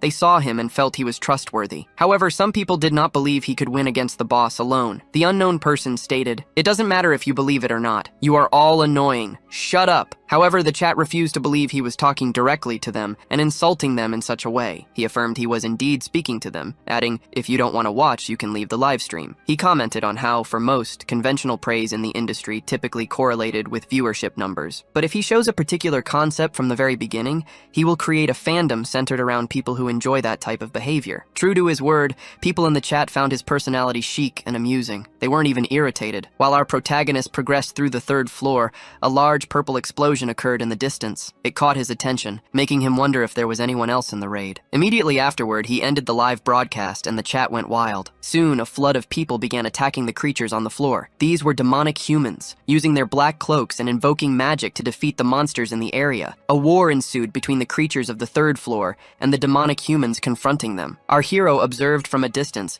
noting that the demons were very well aligned. Our hero also notices an improvement in their combat compared to previous encounters. Suddenly, the demonic humans warn each other that soldiers are approaching, forcing them to press their attack. They decide to leverage this advantage to defeat the creatures. However, long-range enemy attacks are swiftly eliminating the demonic humans. In response, they invoke shields for protection, wondering about the source of these projectiles. They realize it is a masked man, throwing ice shards at them. Noticing he is alone, the necromancers and their summoned creatures attempt to get rid of him. Skeleton archers try to hit our hero with arrows. He runs at high speed, dodging successfully, and some arrows hit the raid monsters instead. Then he activates the star's blessing ability, launching a beam of light at the creatures. None of them can control their summons due to his divine power. They must hurry and focus on regaining control. But suddenly, a giant monster appears, throwing demonic humans into the air. everywhere. It reaches Lord Cedric, warning him that Team 3 has been entirely destroyed. Cedric already sees what is happening, so no one needed to tell him. To control these undead monsters, Cedric formed 4 teams. Now, Team 3 is gone. If Team 1 is also destroyed,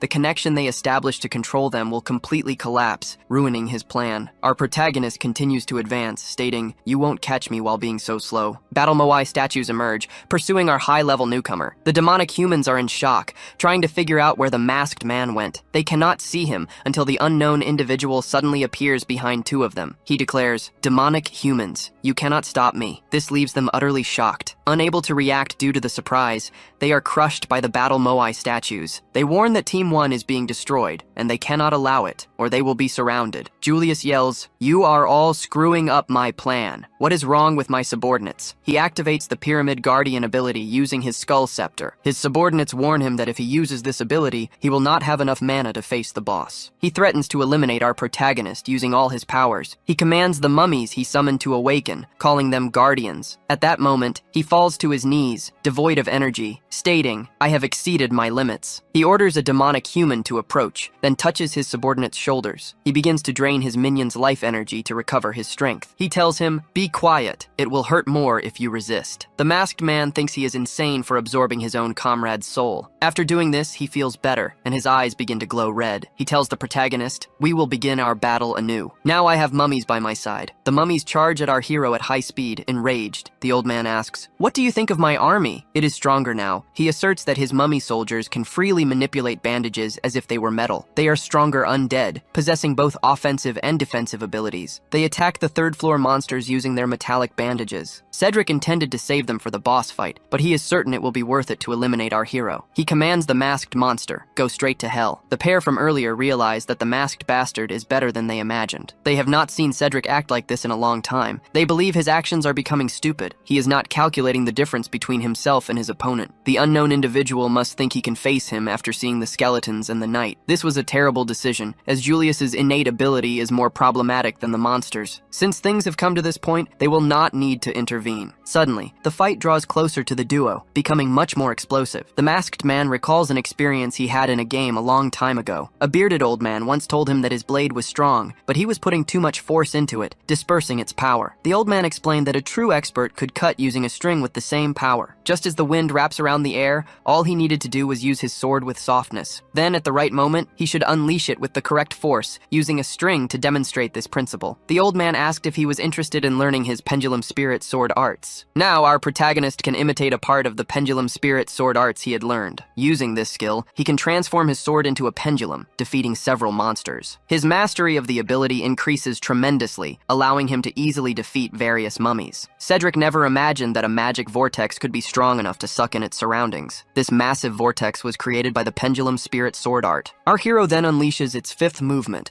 the pendulum spirit nirvana. This creates a huge maelstrom that sends everything into the air and destroys everything it touches. Meanwhile, Cedric activates his double shield ability to protect himself from this maelstrom. Cedric becomes enraged, asking, how did he get so strong when less than 6 months have passed since the world changed? His shield begins to crack, and he feels the full impact of our protagonist's magic. Eventually, his shield shatters completely, and he is swallowed by the pendulum spirit maelstrom. The magic deactivates, and the demonic human lies on the ground, severely wounded. Deciding he must escape, as this is a fight he can never win, he starts screaming orders for someone to stop this man and protect him. The masked man remarks, he acts just like his disciples. When he realizes he will lose, even after showing off, all he can do is flee pathetically. Cedric hears this and understands that he is Kangjin Hyok. He asks Julius, tell your disciple I said hello in my place because I was also defeated by Kang. The leader of the demonic humans begins to scream in pain as he is set ablaze by Jin's magic. The masked man requests, tell his disciple that I sent him to keep you company, so you won't be bored. In moments, Cedric is completely consumed by the hero's magical flames and is eliminated. After this, the necromancer's summoned creatures begin to disintegrate on the battlefield. The demonic humans are shocked to realize that Cedric has been defeated, and they fall into despair. Following their despair, they start being eliminated by the monsters of the 3rd floor. Using the pendulum spirit nirvana arena was incredibly exhausting, and our hero overexerted himself. For this reason, he purchases 4 medium mana recovery potions. Even so, it would be a waste not to enter the boss room after all of this. He decides to give it his all, using the mana potions to recover. He notices a shield flying towards his location, and remembers using something similar in the past. Picking up the small shield and placing it on his arm, he recovers some memories. He looks at gigantic creatures, his sword and shield in hand. The temple guardians of the 4 great heavenly kings appear. Our protagonist then prepares to face these gigantic creatures. The monsters try to attack him, but he defends using his shield. As he dodges, he states, "These statues are quite silent." He then uses his purple sword to deliver precise cuts to the temple guardians. He demands, "Hand over the keys already. I'm tired." The temple guardians are startled by the boy's strength. Our hero jumps and attacks them, breaking parts of the statues, including their heads. Using his shield to defend against their blows, he tries to recall the guardians' attack patterns. One of them uses the stone pagoda of illumination. This is a type of key shaped like a golden flower. This key, which leads to the main boss hall, begins to react and emit a glow. At that moment, the being beyond the portal begins to respond to the guardian's call. Our hero agrees that this being was more determined than he had imagined. Suddenly, a massive orange lotus flower appears in the center of the area. Numerous golden hands emerge, shattering the ground. From nowhere, the 1,000-armed, 1,000-eyed monster Avalokitesvara materializes. It had been a long time since the 4 heavenly kings last invoked this divinity. Avalokitesvara had not anticipated a human among the invaders who could pose a threat to the key within the stone. Our protagonist states, "This is nothing. I will eliminate the boss of this floor." The 1,000-armed monster acknowledges our hero's bravery. Kang wants to end this now, as he is tired. The monster, however, desires to converse more. Our hero begins to levitate, declaring, "I do not like conversations with statues." The monster retorts, "Every second is a gift. You are a very whole human." As it readies weapons from its arms, it commands, "Remember this moment. You will miss it when you are on the verge of death." Our hero raises his shield, while the entity readies its weapons for an attack. The attack is massive, yet the masked hero dodges it with high speed. His shield begins to crack under the powerful blows. He had anticipated overwhelming power, and it was enough to nearly cleave his body in half. However, he must resist, as he only has one chance to succeed. The entity had not expected him to react to a sonic attack. Its interest in the masked hero intensifies, and it attempts to unleash another attack. In response, our protagonist activates an ice formation. He uses large ice stakes to halt the creature's attacks. Its golden spear penetrates the ice, but fails to hit the human. This infuriates the statue, which complains he is using disgusting Western sorcery. Suddenly, our protagonist hurls his shield, and the statue catches it with ease. It remarks, "That was a very low and stupid trick for a young human." However, the shield begins to glow with a corrupted red hue. The statue asserts, "That was another low trick that did not work." Avalokitesvara states, "Things like poison do not work against me." Our hero explains, "This is called Blood Demon's IQ. It causes continuous damage when it inflicts a wound." The statue dismisses it. "It does not matter. A low trick like that will not work a second time." It adds, "Even if I was hit, it will be useless to have torn off one of my arms." Our hero replies, "Taking off arms is nothing if I want to eliminate you." Yet he had achieved exactly what he wanted, now holding a blue orb in his hands. The statue realizes that from the beginning, he had aimed for the arm where the jewel was attached. Our hero retorts, "Blame yourself for thinking a single, insignificant arm. After all, Kang Jin combines the grimoire of the principality and the jewel from the 1,000-armed monster. After combining the 2 items, he obtains the S-rank Lemegeton of the Golden Dawn. This divine artifact, a grimoire of Solomon, allows the user to display the power of magical abilities to the extreme. Our protagonist also activates the Eye of Gluttony, believing this will be enough. Opening the status window, there is no age or level displayed for the 1,000-armed Avalokitesvara. The copy condition is to mock the opponent for 5 minutes and use ice magic to create a sculpture of it. Furthermore,